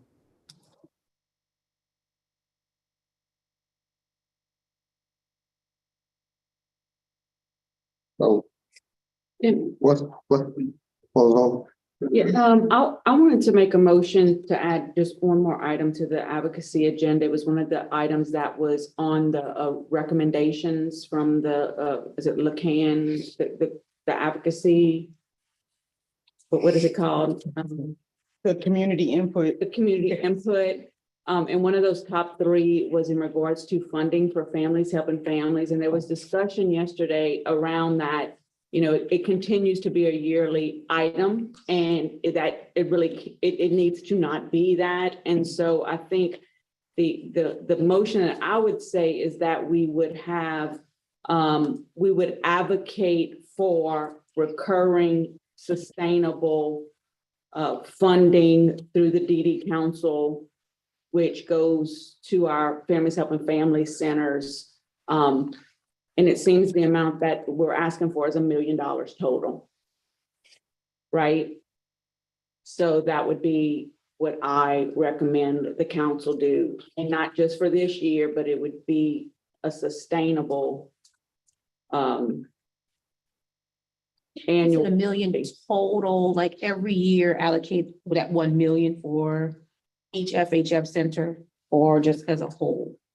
Well, the money comes to the DD Council and then it's divided to each. But it was a $500,000 before. Now you're asking for $1 million? We've always gotten $500,000. Right, but the ask is for $1 million. Because the past 2 years, I think we've been advocating each year for an additional 500,000. So it's been equaling $1 million. So if we need $1 million, we just need to get $1 million every year and be done with that advocacy item and not have to worry about that. We just know that our Families Helping Families, our resource centers are getting that funding they need. So my question is for that, and I have, it was brought up about a benefit analysis being done and assessing if objectives have been met as well. Just asking, you know, just having discussion. Is there any talk about ensuring that objectives are being met and that a benefit analysis will be done? That actually came from an FHF. Point of order, Mr. Chair. Yeah. Yes. If that's a motion, it requires a second before discussion. Oh, she's right. So If thank you you. motion for this, that, I'm sorry. Listen. So we have a motion on the floor. It's been moved by Ms. Polozola to advocate for recurrent sustainable funds Right. for Family Serving Families Regional Center, Resource Center. That's blocking my view. And the total amount of, I'm looking for the total amount. It's a little over $1 million. It's like 1,000,000. It's like 1,007,517, something like that. So I'm just looking for the exacts. we have a motion on the floor. I second. It's taken by Ms. Vivian Webb. Now, any question? Now discussion. I just brought that up just as a question, not, but I know there has been some dialogue that was brought up about, benefit analysis, insurance objectives, those kinds of things, just bringing it up. But that was. That's already done by our committee, right? That's what looked at the Right. community inclusion. Right, but I just was bringing it up because it was brought to when we brought this up yesterday, that was brought up as a concern. A question, if you will. And I'm totally for making sure that it is being effectively and efficiently utilized. Right. So, but I think that we already have the mechanism to monitor that in place. And I can just add that it was added to the FHF contract for this current year that they're in. Their fiscal year starts in July. That the FHF centers have to include a statement at the end of the year on how they use those additional funds and how it has benefited their center. So I know Charlie was at the executive committee on yesterday. He's the FHF director for Bayou Land Families Helping Families. And he did provide information on how his particular center has used that additional funding and how it has benefited them. But there is a clause in the current contract that the FHF centers have to provide the council with a statement of how those additional funds were used and how they benefited the center. so we have a motion on the floor. We have a second. Do we have any more discussion in regards to the motion on the floor by any council members? Do we have any hands raised from any council members in regards to the discussion about the motion that's on the floor that has been seconded? No hand raised from a council member, but we do have Ms. Karanda Corley with her hand raised. Okay. Ms. Corley, you're recognized by the chair. You have the floor.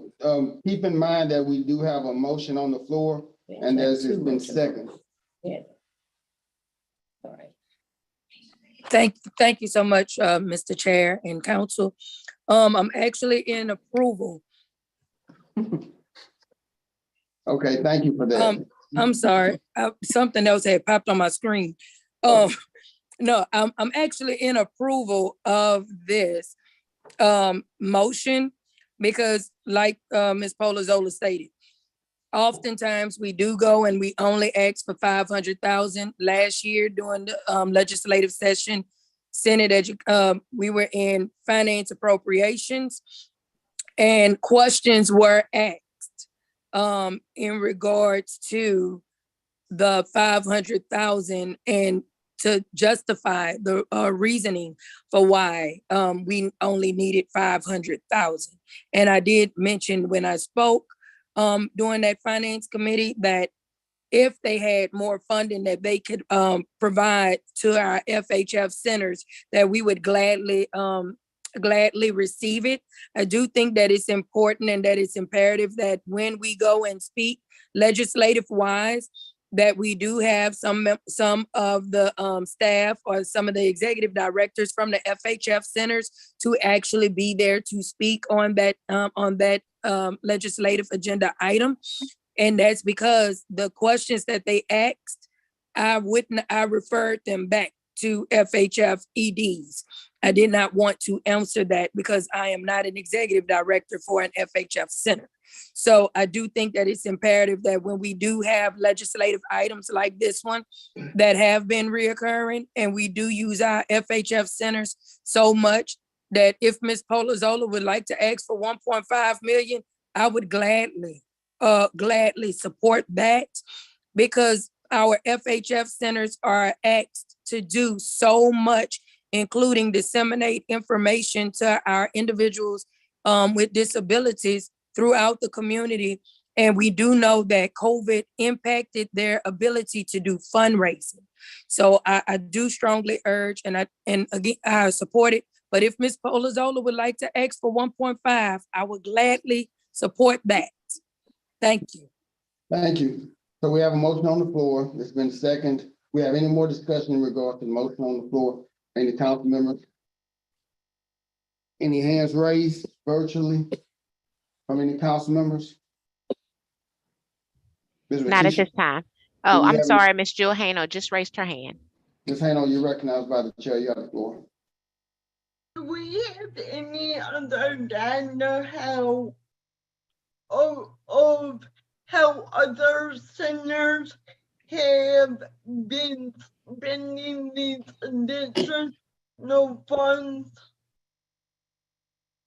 Do we have any data? Like, I know Dr. Michelle said that he broke down what he's been doing with this funding. Do we have anything else like that on record?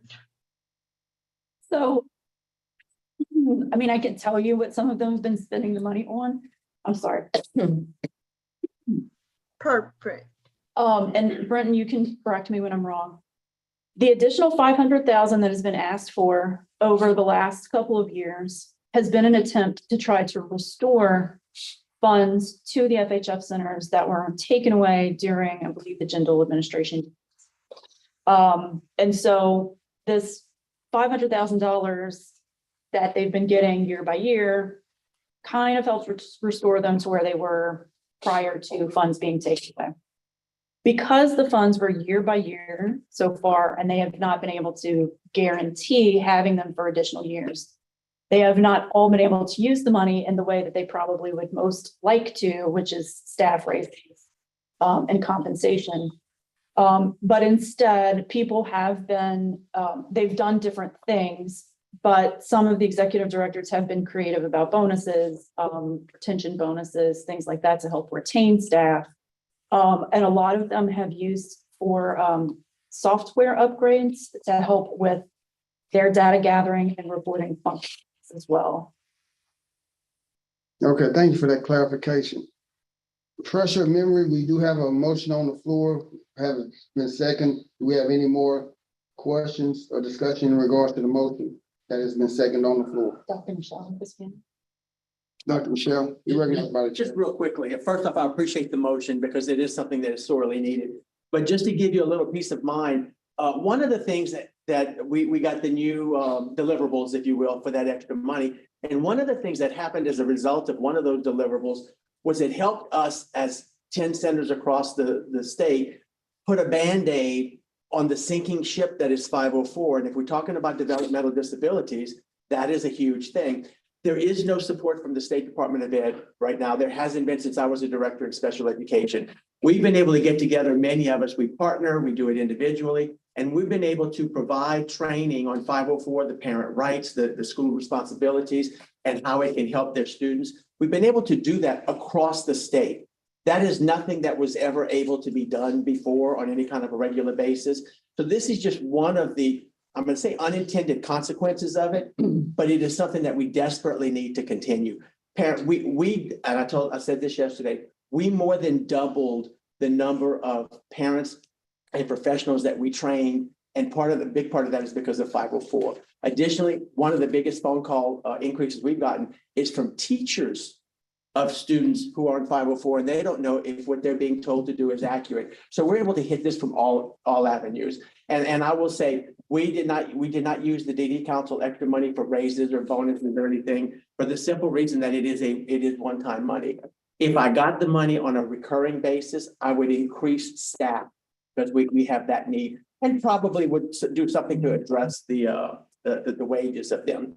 So anyway, I appreciate the motion. I hope that y'all will take this seriously because I will have to let people go or let a person go or cut hours if we don't get it. We just operate on a real tight budget. So I thank y'all very much. That was cool. Thank you, Dr. Michelle. Do we have any more questions in regard to the motion that's on the floor that has been seconded? We have Ms. Jill Hano with her hand raised, and we have a few comments in the chat. Okay, Ms. Hano, you're recognized by the chair. You have the floor.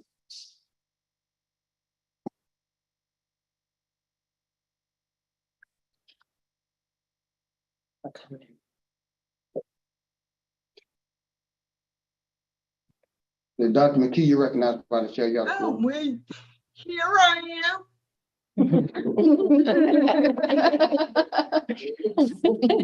I'm so confused.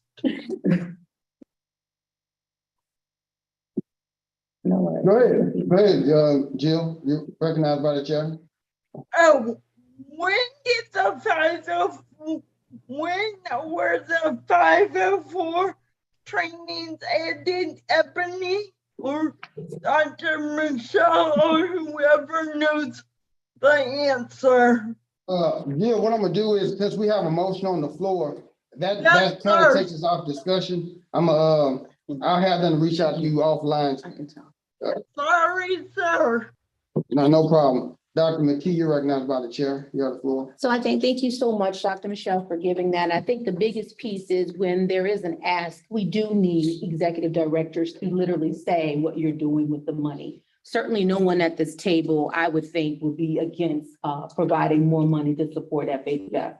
I think the issue is that we need more executive directors like yourself to speak up and say actually what you're doing with the money, so that when you do have the ask, it provides stronger support. What happens oftentimes is just, numbers are thrown out, but we have no analysis to say what's happening, okay? So I just want the executive directors of FHF to hear that.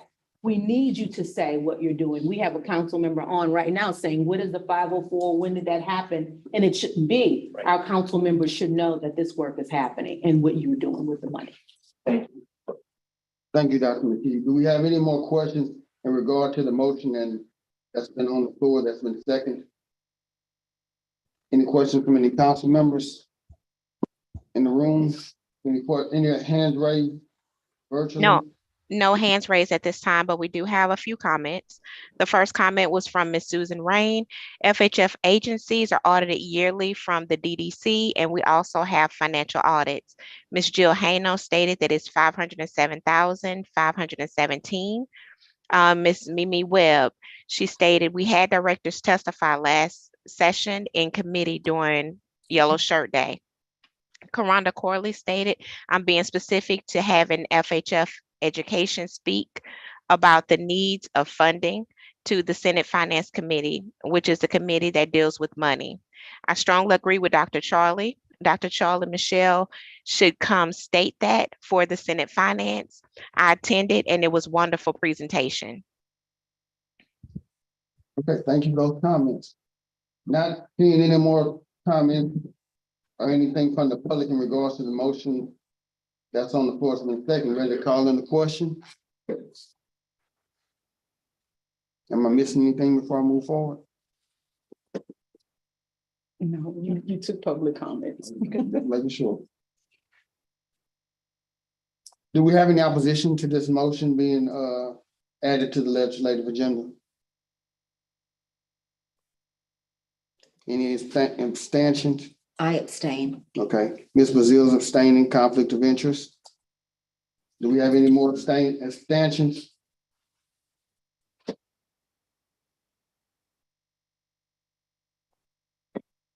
Motion be added to the legislative agenda, pass it. Question, do we have any more motions or anything that's going to be presented by the council members about anything that's been presented within the last hour? It's only been an hour. Say that, Jill. Yes, indeed. Well, listen, with that being said, we're way past the break. Thank you, Ms. Dejan. Thank you, everyone that's permitted. I'm going to go ahead and call a break. Everyone can reconvene for about 10:40. And we'll move into the executive director. Ms. Karonda Corley does have her hand raised. Do you want to address it after the break or before the break? I've already called the break. People have already started moving. I apologize, Ms. Cole. I did not see your hand. I had my back turned. I'll recognize you as soon as we return from the break.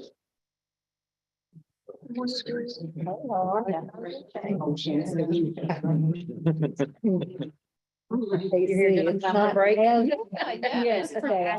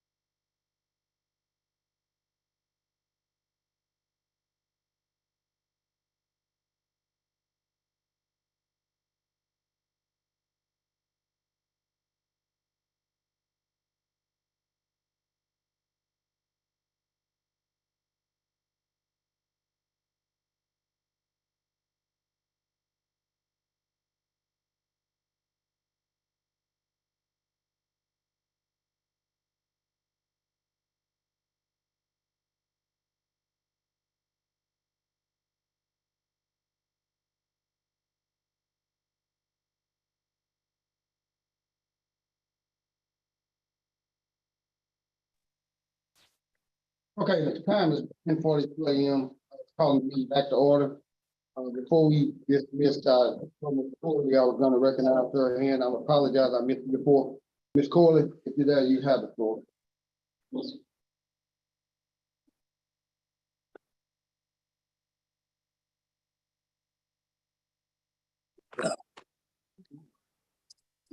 Thank you, Mr. Chair and Council.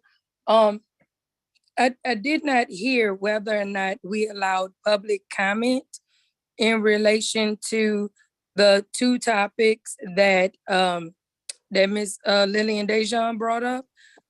Is it related to the study with Representative Miller and the voting? I didn't hear us give public comment, and I wanted to give public comment on that. If the council will allow me to do that. Ms. Dejan is no longer present. Ms. Corley, I don't know if the comment would be of relevance at the moment. I apologize. Yes, Chair. Well, just for the record, I would like to state that if the consideration by Ms. Dejan and whatever entity or organization she was considering doing that study with, if they're considering broadening it to where it just look at how it impact individuals, not just by gender, but just all individuals, race, ethnicity, etc., with rare diseases, because my child does have a rare disease, and try to advocate for himself regarding pain. And it is documented in his record that he was denied the medication and that I had to advocate for him along with other family members regarding pain so that he can get the pain medication. I do think that it would be a great topic to be considered by not only the Self-Determination Committee, but by also the Diversity, Equity, Inclusion Committee, because then it would become a diversity, equity, and inclusive issue. Self-determination looks at how it's impacting those that are self-advocates, but diversity, equity, inclusion looks at how it impacts not just those that are self-advocates, but every single person if they're being discriminated on the basis of the diversity, the equity, and the lack of inclusivity. So I do think that that should be something that should go to both committees, as well as the the issue regarding the voting and the accessibility to the early voting. I am aware of other organizations like Power Coalition that has been speaking up on behalf of individuals with disabilities to access voting rights. And we do have a task force for that meet at the Capitol. And so I do strongly encourage that we do utilize those two committees to actually look at those issues if the council would take heed to those recommendations. Thank you. Ma'am. Thank you for those recommendations. I did have a conversation with Mr. Veal during the break where we're going to follow up on those that was presented by Ms. Dejan as well. Moving forward, we need to get to there was a motion that was presented by DEI for legislative agenda. Will you bring those up, please? It's not for a legislative agenda. Excuse me, DEI. It's about some training. It's about training.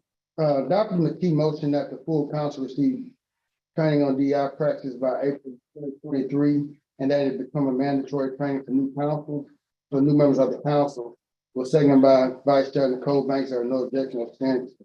Does the council have any questions in regard to what is presented for DEI training practices for our council, with the deadline being of April 2023? No questions?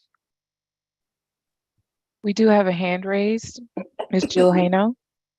Thank you, Ms. Branch. Ms. Hano, you're recognized by the chair. You have the floor.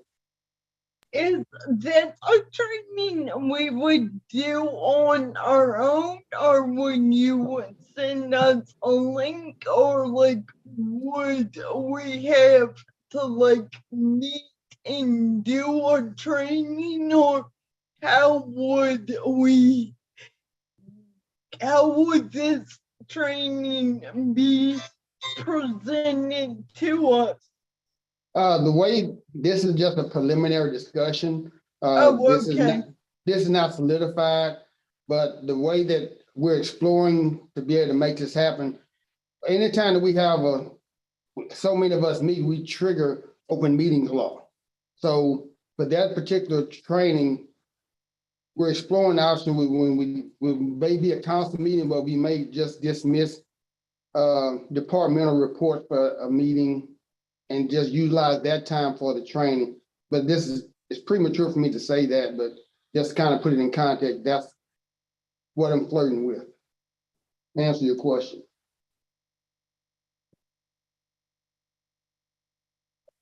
You're welcome. Do we have any other questions in regards to the motion? We have a comment in the chat from Ms. Vivian Webb. She asked, can we have it to be available virtually so all can attend? Yes, ma'am. Like I said, just flirting with the idea. So basically, we would just do this as if we were going to have on the day of a council meeting. But in the afternoon after lunch, we usually have our agency reports. We probably would just dismiss that, and we would have the trainer to come in and do it then while everyone is already taking their time to be a part of the council meeting anyway. So it wouldn't be anything where we would call a special meeting for on a Wednesday or Friday or whatever the day of the week would be. It would be coordinated with a regular scheduled council meeting. To answer your question. Do we have any more questions in regards to the discussion about the DI practice? Ms. Karanda Corley has her hand raised and okay. Corley, you're recognized by the chair.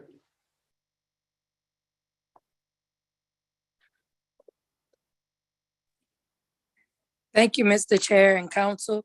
I strongly agree and I strongly encourage the training. I think it would be great for the training to actually be open to the public as well. We know that diversity, equity, inclusion is something that is being addressed nationally, but also that that when people are not privileged to be friends with diverse communities or know the language that diverse cultures may use, then it can be looked at as microaggressive or as being disrespectful. And I'm gonna use an example. I'm hoarse, I have no voice. So if I speak up, because my voice is fading further and further away, and I start to speak up, I can be looked at, and I have been called an angry Black woman. And that is extremely racist and biased. And it's not, and it's due to people not understanding that I already have a raspy voice, even when I'm not hoarse. But they don't understand that because I am, like right now, sitting in the living room of my home that has a ceiling that's higher than 20 feet, I may have to speak up a little louder to try to project to make sure people can hear me. So the diversity, equity, inclusion training, I believe, is not just beneficial to the council and to the staff, but I think it's also beneficial to the members of the community that actually attend the meetings, because it would allow everyone the opportunity to learn more about diversity, equity, equality, and inclusion, microaggression, microabrasiveness, and all of that comes with it, so that we can have harmony and peace and respect for one another as we continue to advocate for our individuals with disabilities to have more accessibility, accommodations, and modifications in their lifespan. Thank you. Okay, thank you for that comment, Ms. Corley. Do we have any more questions or comments from council members in regards to the motion?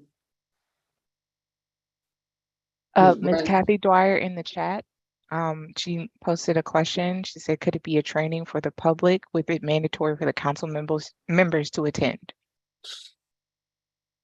Sorry, will you read it one more time, please? Yes, Ms. Kathy Dwyer asked, could it be a training for the public with it mandatory for the council members to attend? Well, that's one of the reasons why it would definitely be open to the public, because it would be in this same setting during the course of a council meeting, where the council meeting members would already be present.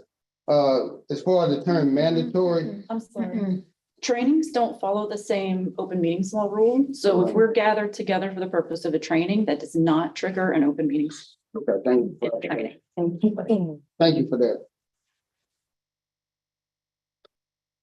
And when you was asking about the question about being mandatory, I would just hope that it would just be something that everyone would want to take the initiative to be a part of, just due to the fact that it would be helping professional development and self-development for the council. I hope that answers your question, Ms. Dwyer. Do we have any public comment?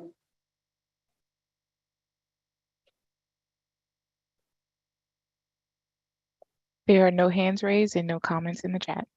Okay. So I'm ready to call the question for the motion. Do we have any opposition? Okay. With no opposition, do we have anybody abstaining? With no opposition or abstentions, motion passes. Second motion, that the bylaws be reviewed to include that we have language that is inclusive of diversity, equity, and inclusion practices, specifically as it relates for members to hold seats on the council. Was it was motioned by Dr. McKee, and it was seconded by Vice Chair Banks. Do we have any discussion in regards to the motion by any council members? Not seeing any hands. Ms. we have any- Karanda, I'm sorry, Ms. Karanda Corley has her hand raised. Okay. Ms. Corley, give me just 1 minute. Do we have any raised by any council members before I go to public comment?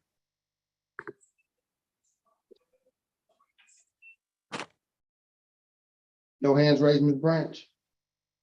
No, there are no council- hands raised at this time. Okay, now we're moving into public comment. Ms. Corley, you're recognized by the chair. You have the floor. Thank you so much. Thank you so much, Mr. Chair and Council. I think that it's imperative that we actually allow this motion to pass as well.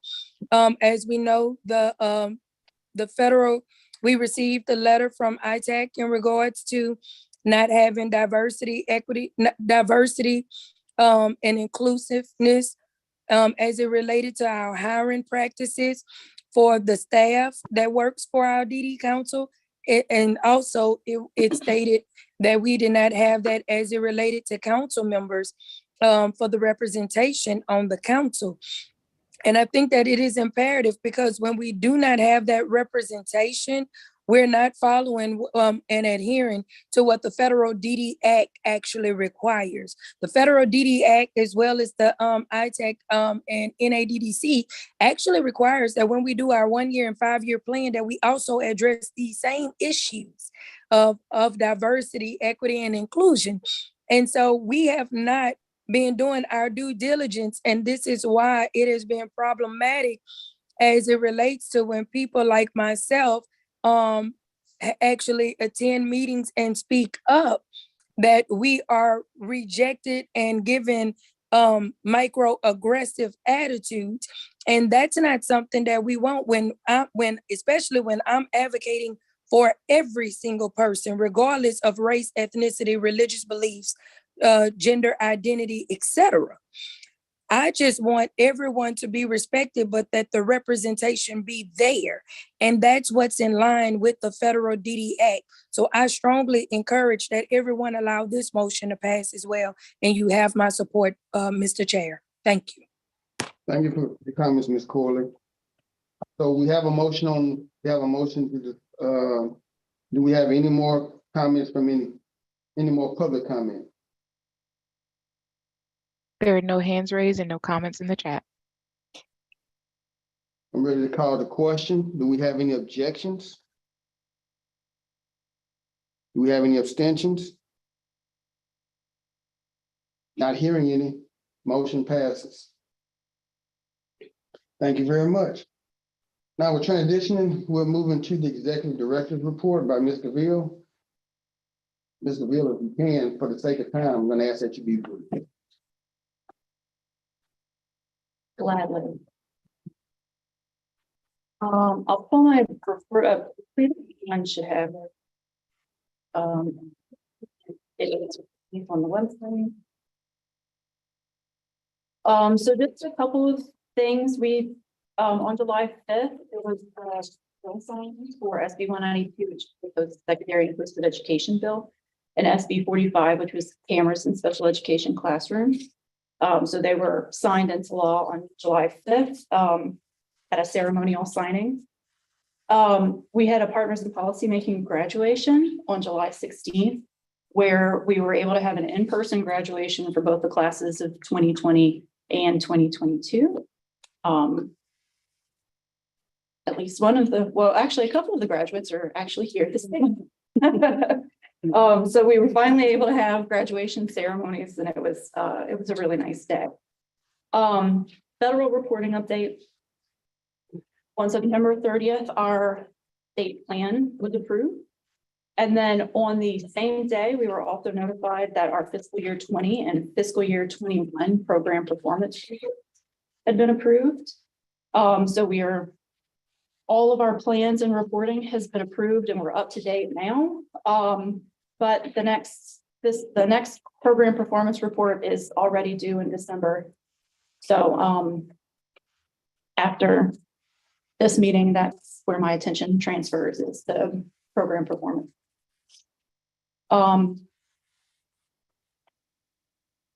Anything about report? Thank you, Ms. Gaville. Are there any questions from council members on the report? Not seeing any in the room. No hands raised and no comments in the chat. Okay. Thank you for that. This report requires no action. It will be placed on file. I mean, will we have a hand raised? You have a hand raised? I'm sorry, Ms. Karonda Corley now has her hand raised. Okay. Ms. Corley, you recognized by the chair. You have the floor. Yes, Mr. Chair and DD Council. I'm just inquiring on now, since we've had an executive director for a little longer than a year. What will it look like as far as it relates to us having control back over the funding? I know that when Mr. Fleming resigned from being the deputy director and the interim executive director, the funding then became the responsibility of LDH, and it was no longer our staff's responsibility to be over our funding. And so I have a question in regards to that. And secondly, what as it relates to our hiring practices, have we started back hiring individuals inclusive, making sure that we have self-advocates hired by our DD Council to be staff, as well as diversity, such as diverse backgrounds, culturally, et cetera, as that's employed by the DD Council for our staff? Those are my questions. Thank you. Thank you for that. What do you mean we weren't over our own funding? I don't know. As far as I'm aware, the DD Council has always been over their own funding. We still oversee our own funding. The DD Council is technically a part of LDH, and so our budget functions run through LDH. But control of our budget has always been with the DD Council, as far as I'm aware. And Mr. Chair, if you allow me to give a point of, oh, I'm sorry. I was gonna ask if you wanted me to give a point of clarity to what I meant by being over our funding. Hold on just 1 minute, Ms. Corley, Dr. McKee. No, I'm good. I'm good. Okay. Thank you so much. Ms. Corley, go ahead. You have the floor. Okay, and when I stated being over our funding, if everyone can recall the meeting from the meeting when Mr. Fleming resigned. Ms. Courtney Rowland became our interim. And because Ms. Courtney Rowland was becoming our interim, Mr. Fleming did state that LDH was then going to be over our funding. And that's on the meeting. If everyone go back and watch that meeting. Yes. That was an executive committee Y'all make meeting. her run. No. Ms. Corley, but you started cutting out where your statements are choppy, not able to make comments out. Okay. I'm sorry. When I'll let Mr. you, I could try to type it if you want me Go to ahead. try to type it. Okay, when Mr. no, we Mr. can hear you Sean, now.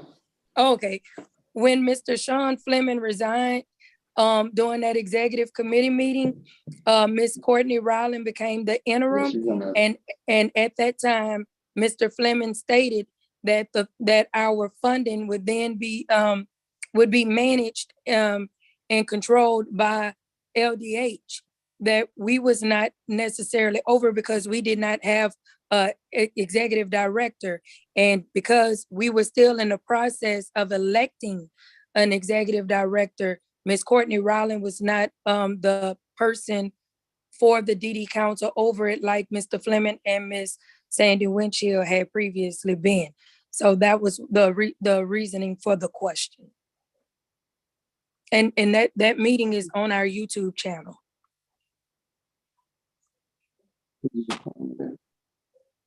Sure. I don't know what happened in that meeting, and I don't know what Sean Fleming said, but what I can tell you is that Courtney Rowland had signatory authority, and always had control over the budget in the same way that I do. He might have been referring to getting some additional help from someone who helps with some of our budget input, but that's not, doesn't have anything to do with control over our budget. That was just over some administrative functioning. Okay, thank you for that clarity. Ms. Kano, I see your hand. You're recognized by the chair. You have the floor. Just the directing and have it on record that between Sean Fleming resigning and Ms. DeVille getting hired, we were not lacking in ED because Courtney was just as much in ED as Sean Fleming was, in this conversation is making me uncomfortable because again, this is misinformation. Thank you. Okay, thank you, Ms. Kano. So do we have any more questions in regard to the executive director's report that was presented? I think We have no already- hands raised and no comments in the chat. I think we already had moved into the placing on file has no report, requires action. The budget report. Next item up of business is the budget report. The chair recognizes Ms. Amy DeVille for the report. So this is first quarter expenses budget review. So there's not a lot to see. It's only 3 months in. But we're tracking along. So 1 quarter in, you would expect to see percentages in a lot of these year-to-date percentages expended somewhere around 25%. And that is where we are for most things. Where we're not at 25% or below is that staff and state travel, which is high. That's actually a coding thing for our July meeting. I picked up some expense for food, refreshments, things like that. And when I was reimbursed by the state, that's how they coded it. Let's see. And, you know, in case it makes anybody happy, we got a $5 refund. So that's what that $5 in red. In red is, but yeah, so far budgetary spending is going well. And I monitor it closely. Okay. Do we have any questions in regard to the report from the council members, the budget report? Not seeing any hands. Do we have any questions from council members in regard to the budget report that was presented by Mr. Ville?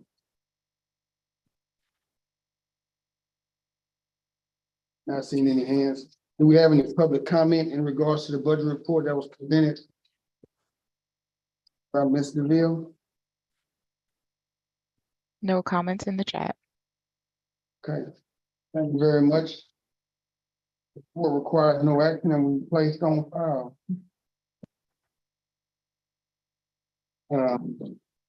Next item of business is reports. Our first report is from the Act 378 Subcommittee. The chair recognizes and Bambi Polozola for the report. Polozola, you have the floor, possible. Can you brief Yes, sir. time? The Act 378 Subcommittee met yesterday. We do not have any recommendations. We spent time reviewing fiscal year 22 year-end data as well as the first quarter of fiscal year 23. That is with the programs within Office for Citizens with Developmental Disabilities, Behavioral Health, and Aging and Adult Services through the ORC of Louisiana. The reports can be found linked in our committee agenda on the council meetings website if you would like to review. While discussing OCDD's first quarter report, concerns were noted about the large flexible family funds waiting list and the low amount of money being paid for those participating in the program. And it was noted that advocacy would be needed around this issue to increase the state general funds if that was the desire of the council. Also per Act 73 of 2017, LGE, which is our local government entities, are required to budget at least 9% of their state general fund for developmental disability services. It was noted that South Central, Acadiana, and Florida parishes did not appropriate the full 9% for this first quarter of 2023. This was also concerning because South Central and Florida parishes were the two who did not spend the full 9% last fiscal year. So Ms. Tanya Murphy with OCDD plans to follow up with each of those LGEs in regards to their budget for developmental disability services. OCDD also provided us with year-end individual and family support program priority request and expenditure report. We noticed that South Central had 75 individual and family support requests last fiscal year that did not get reviewed, which we felt was concerning. We also noticed the use of other for coding IFS services was used often. And we did a lot of work over the past couple of years on this issue so that we can get an accurate account of services provided and the dollars spent on each service. So Ms. Murphy will follow up on those two concerns.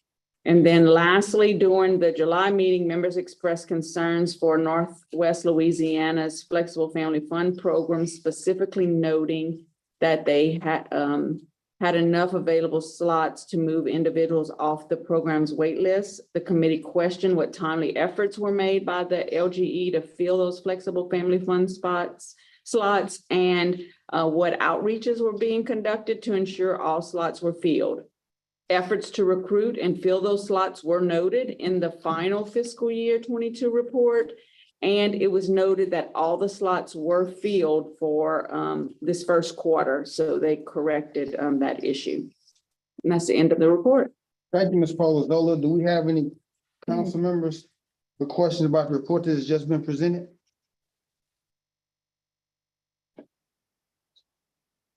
Do we have any council members virtual have any questions in regard to the report that's just been presented?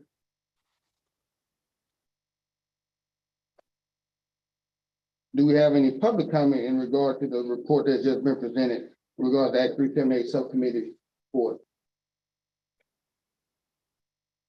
No comments in the chat. Okay, thank you very much. This report requires no action. We placed on file. The next item up for business is a report of self-determination community inclusion committee. Chair recognizes Ms.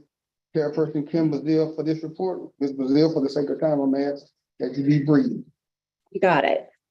We met yesterday and we have no recommendations to present to the council. Julie from the Office of Citizens with Developmental Disabilities submitted a very detailed report, which will be attached to our summary early next week online. So if you missed our meeting yesterday, you can go look at that next week and you will not have missed a thing. Do we have any questions? Thank you, Ms. Bazil, for that report. Do we have any questions in regard to the report that just submitted? Any council members? Do we have any council members virtually have any questions in regard to the report that's just been presented? Do we have any public comment in regard to the report that has just been presented from the public?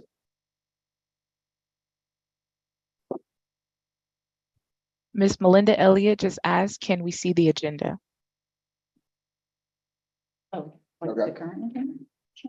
Yes, ma'am. Is that the only public comment that we have in regards to the report? Yes, that's the only comment. Okay. With that being said, this report requires no action to be placed on file. Now time for the report of the Education and Employment Committee report. Chair recognizes Dr. Heisman McKee for her report. For the sake of time, Dr. McKee. Thank you, Mr. Chair. Unfortunately, our report won't be as brief.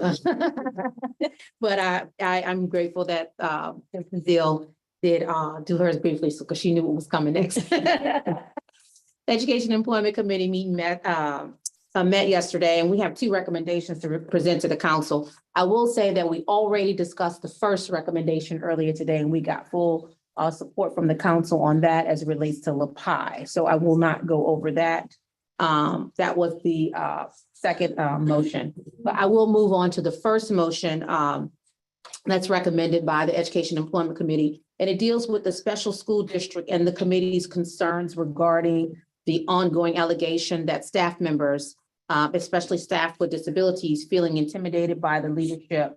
The issues culminated this past Friday with the dismissal of the school for the deaf administrator, who is also a member of the deaf community and a very qualified person for the position. So at this time, the recommendation of the Education and Employment Committee and the motion in front of you is the Education and Employment Committee recommends that the Louisiana Development and Disabilities Council sign on to the letter that the Louisiana Commission for the Deaf will send to the special school district regarding investigating the list of concerns. And so we are offering this motion right now for full council consideration. Thank you, Dr. McKee. So we have a motion on the floor. Do we have any questions or discussion from any other council members?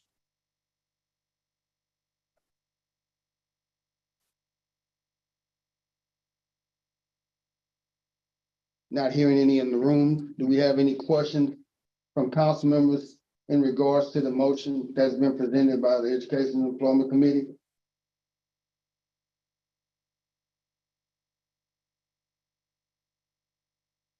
Do we have any public comment in regards to the motion that is on the floor in regards to the Education and Employment Committee? There are no hands raised and no comments in the chat. Okay. Ready to call the question? We have any abstentions from this motion? I abstain.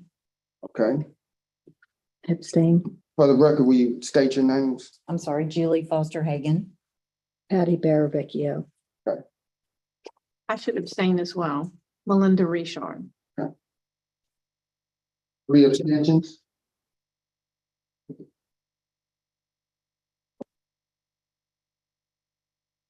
Do we have any objection?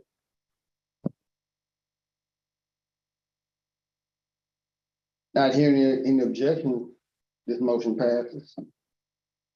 Dr. McKee? Thank you. And so again, we've already discussed the second motion regarding LaPi and the ask for increase in funding for sustainability. So I'll move on to some other decisions that we were discussed during the committee. Ms. Jordan from the Department of Education will submit a report to the committee on which districts have submitted a camera policy and which districts have not at the next January quarterly meeting, council meeting. The committee also requested that Louisiana Department of Education and LRS provide an updated report on their collaboration at the January 2023 council meeting. There was also announcements of some very other important meetings. An emergency BESI meeting will take place on November 10th at the Claiborne Building to discuss accountability specific for students with disabilities. The Advisory Council on Student Behavior and Discipline's next meeting is scheduled for December 8th at 10 a.m. in the Claiborne Building. And the Student Behavioral Mental Health and Discipline Task Force next meeting is scheduled as well for November 10th. So that's pretty much all for our report. Thank you, Dr. McKee. Do we have any council members that have any questions in regard to the report that has been presented? Not seeing any hands in the room. Virtually, do we have any questions from any council members that have any questions in regard to the report that has been presented?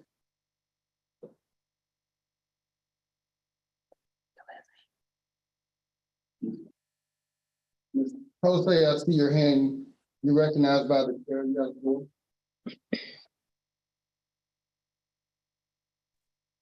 Thank you, Chair Bristow. Did Dr. McKee mention the LaPi Advisory Council meeting? Could we get that date also, please? Thank you. Good question.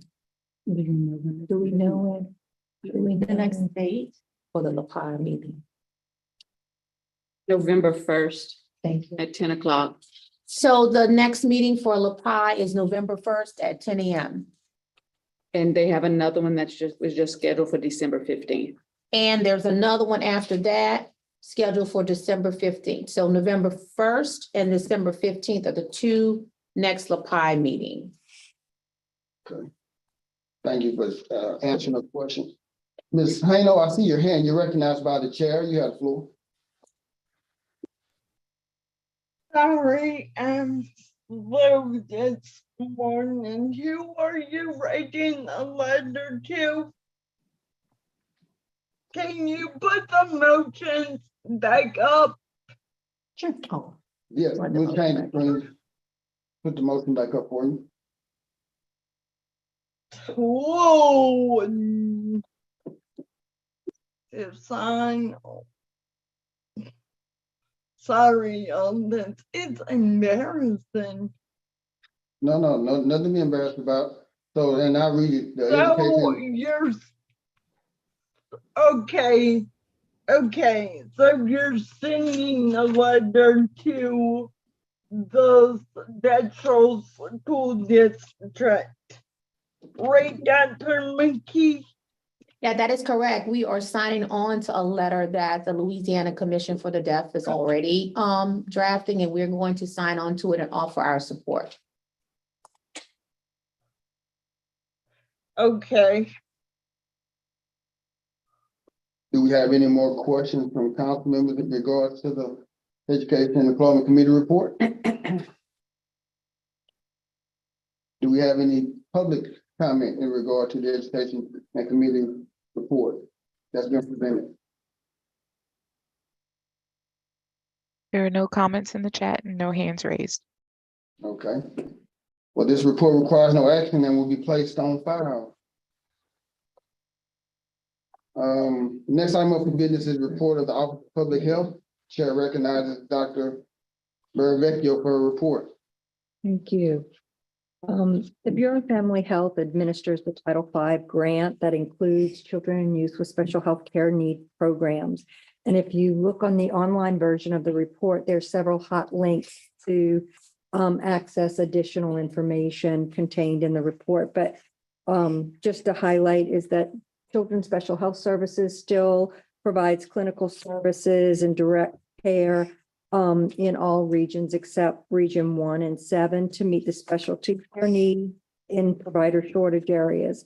So if families need to access this, they can go to the LDH webpage and find out information and eligibility for these services.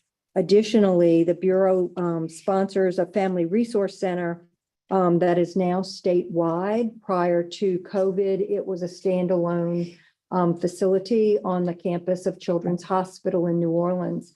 With COVID, we moved it to a virtual resource. A family can contact us for basically any need, whether they have a child or youth with special health care need or not. The resource center is open to all families in the state. It is open Monday through Friday. They can contact the Family Resource Center by phone or by email to request information and support. Otherwise, we have several other programs that are underneath our purview, including the Early Hearing Detection and Intervention Program. There is Family Support Services through the Guide by Your Side program. We also partner with Families Helping Families to ensure that at the community level, children and youth with special health care needs and their families have access to the services and supports that they need, whether it be peer support or resource and referral services. Any questions?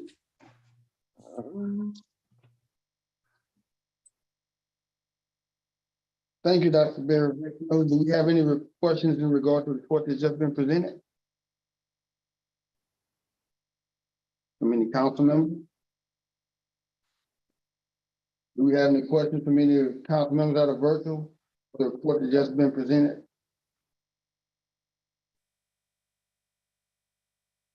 Do we have any public comment in regard to the report that's just been presented by Dr. Barry Vecchio?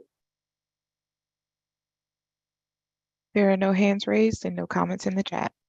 Okay, this report requires no action and will be placed on file. Moving forward, the next item of business is the our report from the Office of Aging and Adult Services. I'll use the floor to Ms. Melinda Richard. That's right. Good morning. I'm Melinda Richard. I go by Mindy, so some of you've heard me introduce myself that way. So you have our report as of September 30th. There were a few things that I would like to point out to you. We've been working very hard to eliminate the wait list for our Community Choices waiver. We are down to 859 individuals who have no other services and are waiting for services. When someone gets onto that registry wait list, we're focused right now on getting an offer to them as quickly as possible. And we are down now to, it's somewhere between 4 and 5 weeks, which is remarkable progress for our team over the past several years. In addition to that, there are 4,970 people under 5,000, which it used to be 30,000 plus is my understanding. I'm new in this role, so I'm giving credit to the people who've done this work prior to me, but those are the people that are still on the CCW wait list. But remember, only 859 are not receiving some other type of services like long-term care support services. I will say that we have a project that we're going to be kicking off because a lot of times we send offers out and we don't get responses back to our offers as timely as we would like, which impedes the ability to get people on services sooner. So we'll be looking at our communications and seeing whether our information that we send out is really clear and if it's apparent what needs to happen next. So we'll be working on that in the coming months to try to improve that communication stream there. In addition to that, for our traumatic head and spinal cord injury program, in the last legislative session, we were given additional money so that we could open some additional cases. So we are working through that wait list with the money that we have available. We have sent offers out and are working through the processing of those applications. I think that's about it as far as pointing out, we're on track with our adult protective services. You know, we watch those numbers. We don't like to see numbers go up, but we do like to see that we're getting reports when reports are necessary. And, you know, with COVID, we did see a decrease in some of those numbers and some of that's rebounding as well. And I think that's just people getting back to interacting more, et cetera, et cetera. So that's not necessarily a good thing, but we like to know that we're aware of what's going on. And that's the conclusion of my report, unless you have any questions. Thank you, Ms. Richard. Do we have any questions from any council members in regard to the report that just been presented by the Office of Aging and Adult Services? Ms. Polazzoli, recognized by the chair. Yeah, I have a question and request. Traumatic head and spinal cord injury, is that the program where people get like $50,000? That's correct. Can There's you just tell us about it a little bit? Sure, I'm happy to. So there are certain qualifications that you have to meet to be in that program, but a person can apply for it. It's up to $15,000 a year in benefits for a lifetime maximum of $50,000.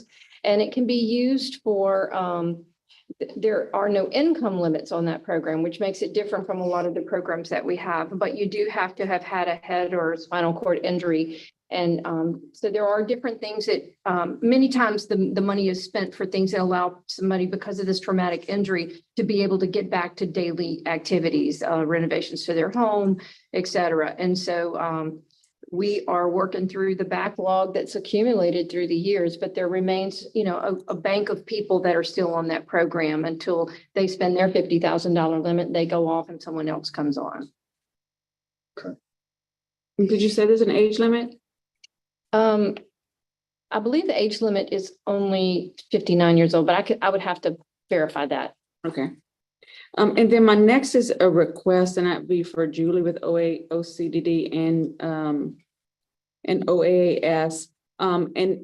I received a question during this past quarter in regards to the number of waivers that are by region. Do we know that? And so I had to go back and look, because we get regional numbers through our Act 378, but we don't get regional numbers on like these services, our waiver services. And so I was wondering, can you guys do that? Give us how many people receive waiver services by region? Okay, and also like demographic information, because like our SPAS program they give like the racial demographic. I think that would be important, as well as gender demographic, like for the whole state. I mean, I don't want it to be like so individualized that we can pinpoint identifying people, but I think that would be an important information to have to ensure that we're just asking about equity of services geographically as well as racially or ethnically. And age as well. Yeah.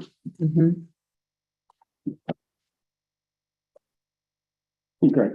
Just clarification so I can make sure that I'm understanding the correct. So for all of our waivers in OCDD and OAAS, sort of like what's the breakout by region and then by demographics for entire people state that are in each region?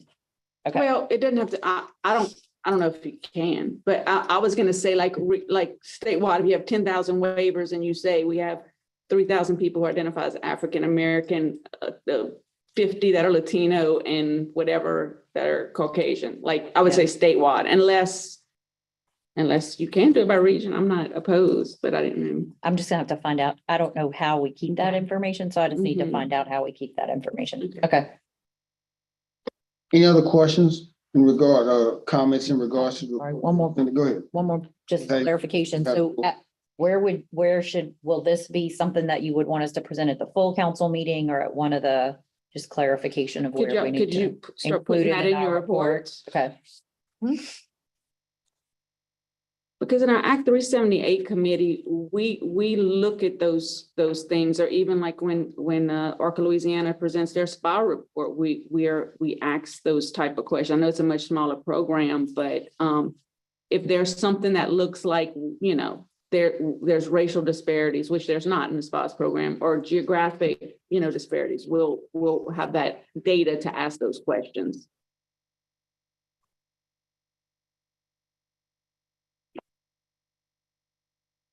Any other comments? Any comments from council members in regard to the report that's been presented?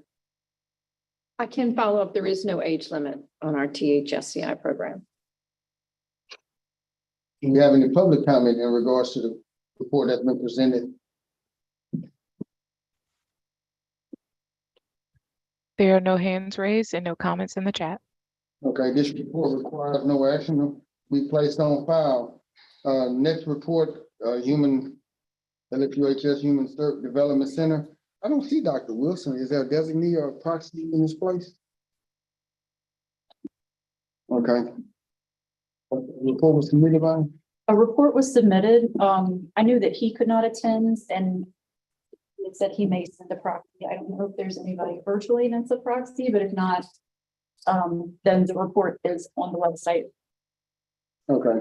Unless there's someone that identifies as being a representative for Dr. Wilson, the report is on the website. We'll proceed to the Louisiana Rehabilitation Services. I recognize Ms. Melissa Bayham. Thank you so much. My report is the brightest report. It's the bright pink one. So you will see in my report first on pre-employment transition services, which is our program for students with disabilities. We currently have 3,048 students that we're serving statewide in that particular program. And we currently have 14 active third-party cooperative arrangements. Those are contractual arrangements with school districts to provide those services. For the school districts that do not have those particular contracts, we have our community rehabilitation programs that provide services in the other school districts.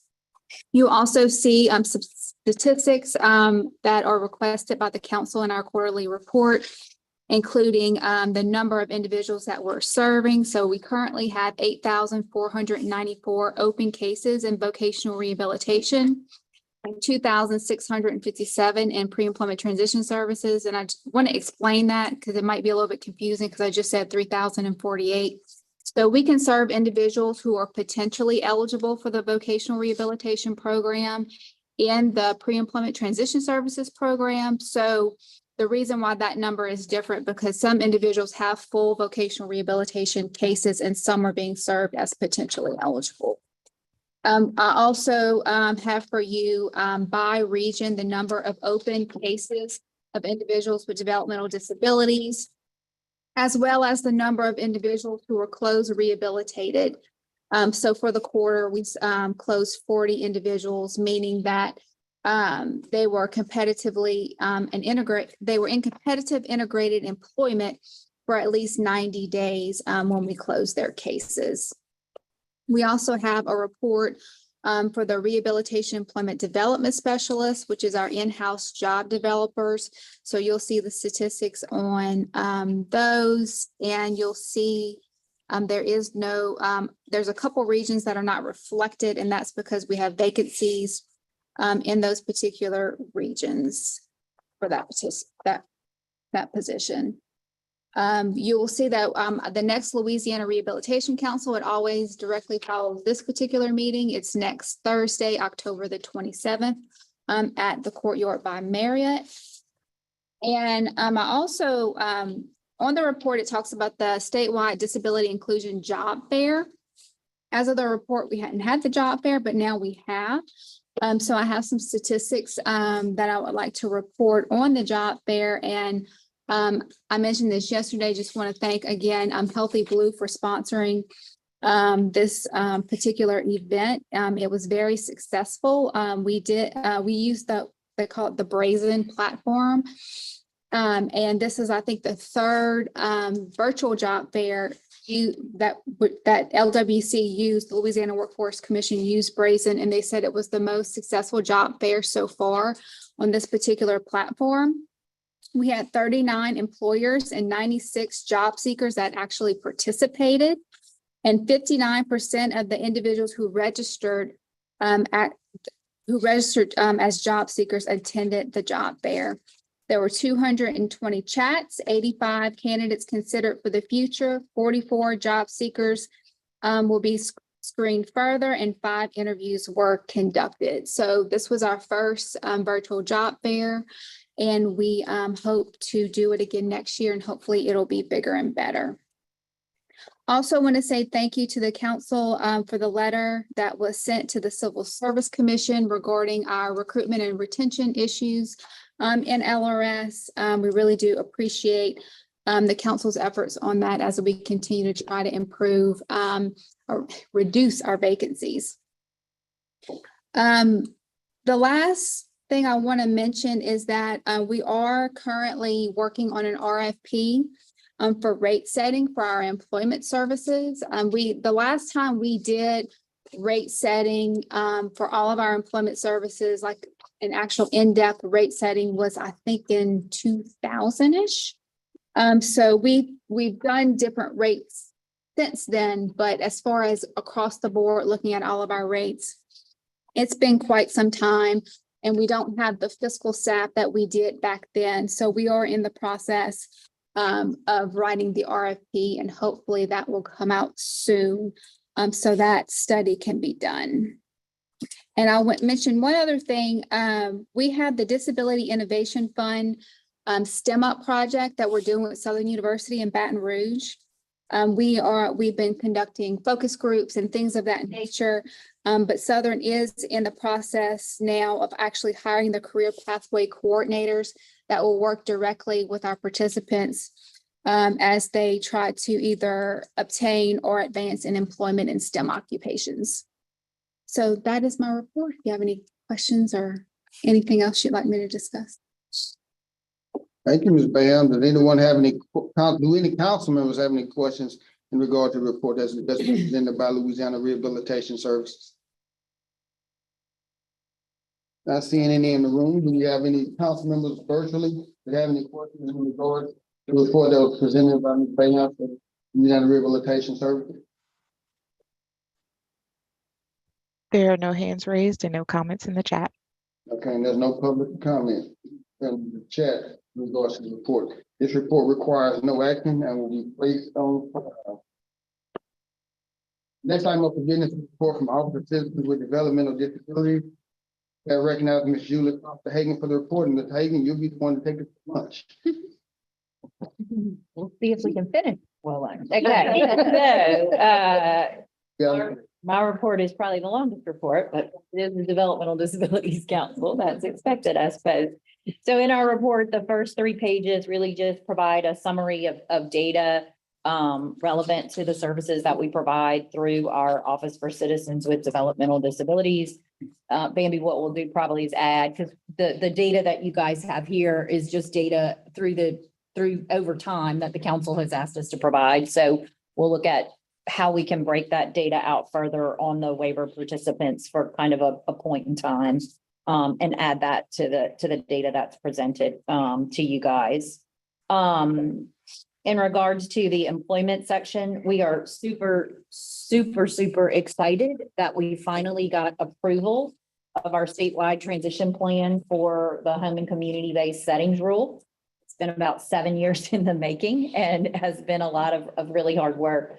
So for those of you who may not be familiar with the home and community-based settings rule, it's a rule that the Centers for Medicaid and Medicare Services published quite some time ago that requires our office, as well as the Office of Behavioral Health, Office of Aging and Adult Services, to really take a look at our services and make sure that our service array supports people to be integrated into the community and to be a part of the community, whether that be where they live, where they work, where they have leisure activities.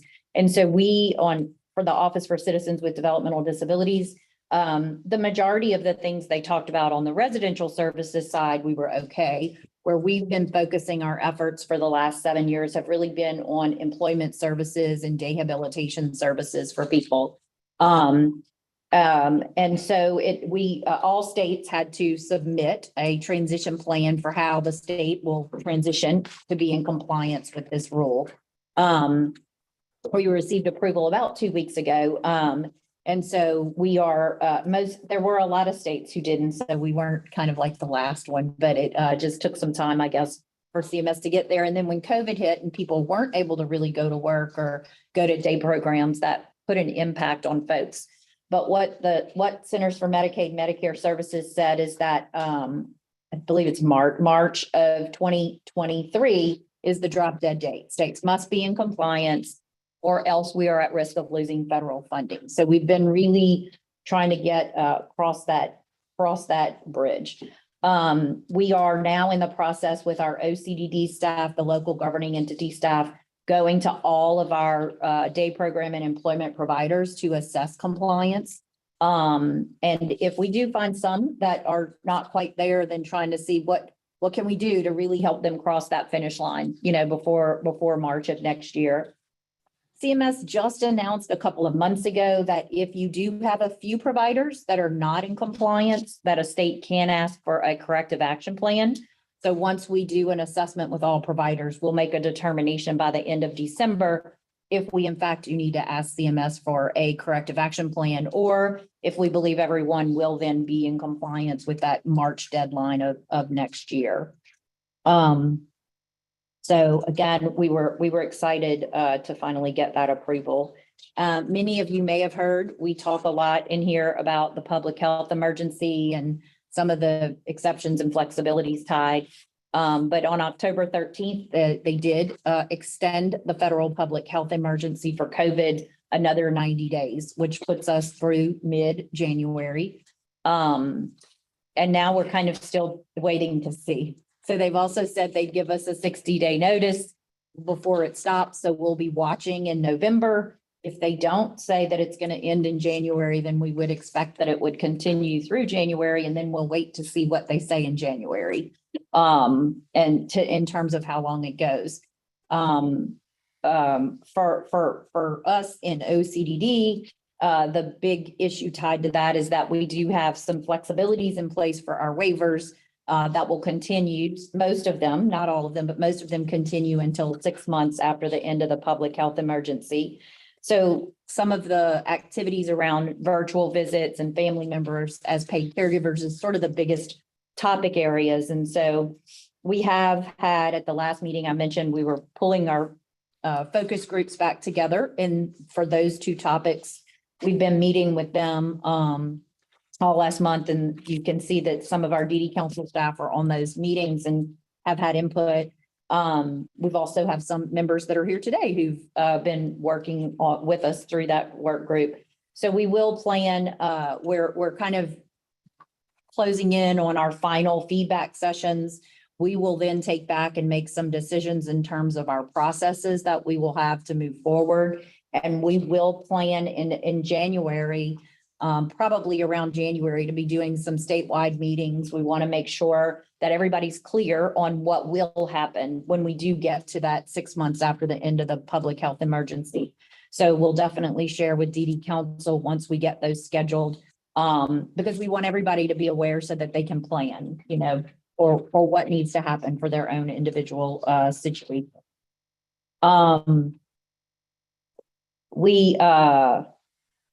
We also continue to do work. There was an ask at the last meeting as it relates to the American Rescue Plan Act that I provide some additional information about what that is. And so we've tried in the report to really better define what we mean by each of those activities. And we'll keep that there and then continue to report on the status of those initiatives. And then the last section of our report relates to our access to behavioral and medical intervention in the community, our OCD Resource Center and our OCD Programmatic Unit do a whole lot of work to really try to build community capacity for community practitioners to be able to better support people with intellectual and developmental disabilities. So that section advises on the activities that those groups have done, as well as what we've done. Our mission in the Resource Center is to help keep people living in their community and to be able to provide what we need to, not really through direct services, but through consultation and technical assistance to help people continue to be able to live in the community and be a part of the community. So that last section really details some of the work that's being done for us to be able to help promote that. So that's a quick summary of my report, but happy to take any questions. Thank you, Ms. Hagan. Do we have any council members have any questions in regard to the report that's just been presented? I do. I have one quick question. Julie, about the STAR, the Systemic Therapeutic Assessment Resources and Treatment. Yeah. I know that you guys are working to have something by March of 2025, but where are you with this right now? Have you guys started? Sure. So it took us a bit to get the contract approved. We just this week got the contract approved for us to begin. For us to start working with START. I keep having to say begin instead of start. So the contract was approved. So we now this week are calling them to say, okay, when can we get this going? Because the first thing they'll do is come in, we'll provide different stakeholders, which of course I'll reach out to the council for, suggestions there. But they just start by meeting with people to try to get a lay or a feel for what's working, what's not working in our state. Where do we really need to target? So I'm assuming we'll be able to start that around January. But again, with the contract approved, they assured us because other states also used American Rescue Plan Act to engage with START. We had begun discussions with them before this opportunity came. So we were kind of the first state in the queue. So we've been trying what we can to push the contract along as quickly as we could so we could stay the first state in the queue. So we actually did get the contract quicker than normal. So hopefully we are next up and we can go ahead and get the engagements with the stakeholders scheduled early next year. Okay, great. Calendar year. And then I just had one other question about the clinical training and education activities. I was just wondering, what are the Louisiana University programs what are the 4 university programs? You know? I do not, but I can find out for sure. Okay. Any other questions from council members in regards to the report that's been presented? Ms. Jill Eagley has her hand raised, as well as Ms. Jill Hano. I believe Ms. Eagley was first. Ms. Eagley, you're recognized by the chair. You got the floor. Okay. When you guys say in compliance, example, providers, and next year, what is going to be the 2023? How are the rates ever going to level out with DSPs so the shortage things can be for the best? Because, this has been going for Lord knows how long. I just want good turnout for, especially like the ARCA-G, good, qualified, trustworthy background, people that are honest. I just want things to lay out. So what are we going to do in 2023 and beyond so things can be leveled up? So do you mean in addition, more of a rate increase than? Yeah. Can it be like $20 an hour for DSPs, or does the state of Louisiana don't have that funding? I can't answer that question. It would require the legislature during the legislative session to allocate additional state general funds to us so that we could provide those additional rate increases. So, and right now it's at $9. So to get to $20, it would be probably a substantial financial ask to be able to get the rates that high. I totally understand. It's just that a lot of the people, the IDD, ARCA-G, anywhere, it's like they're facing, like we can't do a lot of community outings right now because of, even though COVID died down, there's not a lot of options. And a lot of my people that I know can't even always afford stuff. And I just feel like, as much as I want to represent and make the change, what can we do?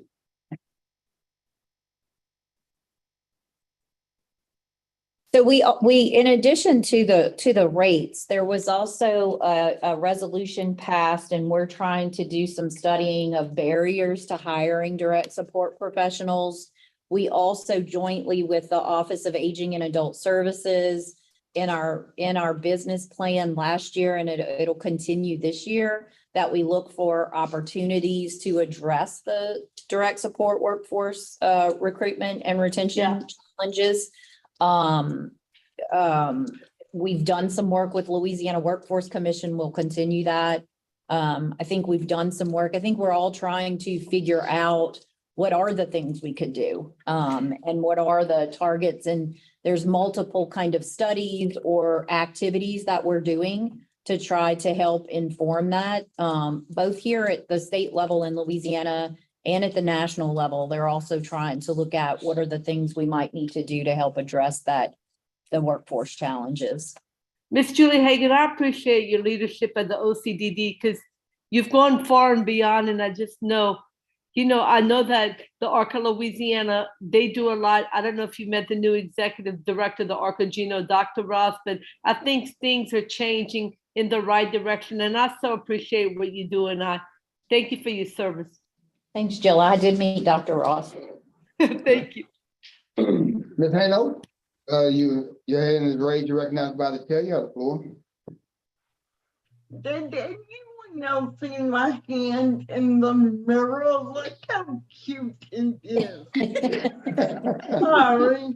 I think I say everything I think is bad, but Julie, you said something about a contract with the START program. Yes. So like, when did that happen? Did you say, when did that happen? When did Louisiana get their contract approved with the START program? This week. Okay. All right, cool. All right, thank you, Ms. Hano. Do we have any more comments in regard to the report that's been presented by any council members? Not seeing any. Do we have any public comment in regards to, in the chat, in regards to the report that's been presented? There are no comments in the chat. All right, this report requires no action and we place it on file. Thank you, Ms. Hagan. If there's no objection, the meeting will recess for lunch. And we'll return at 1 o'clock. Can you hear no objections? Ebony.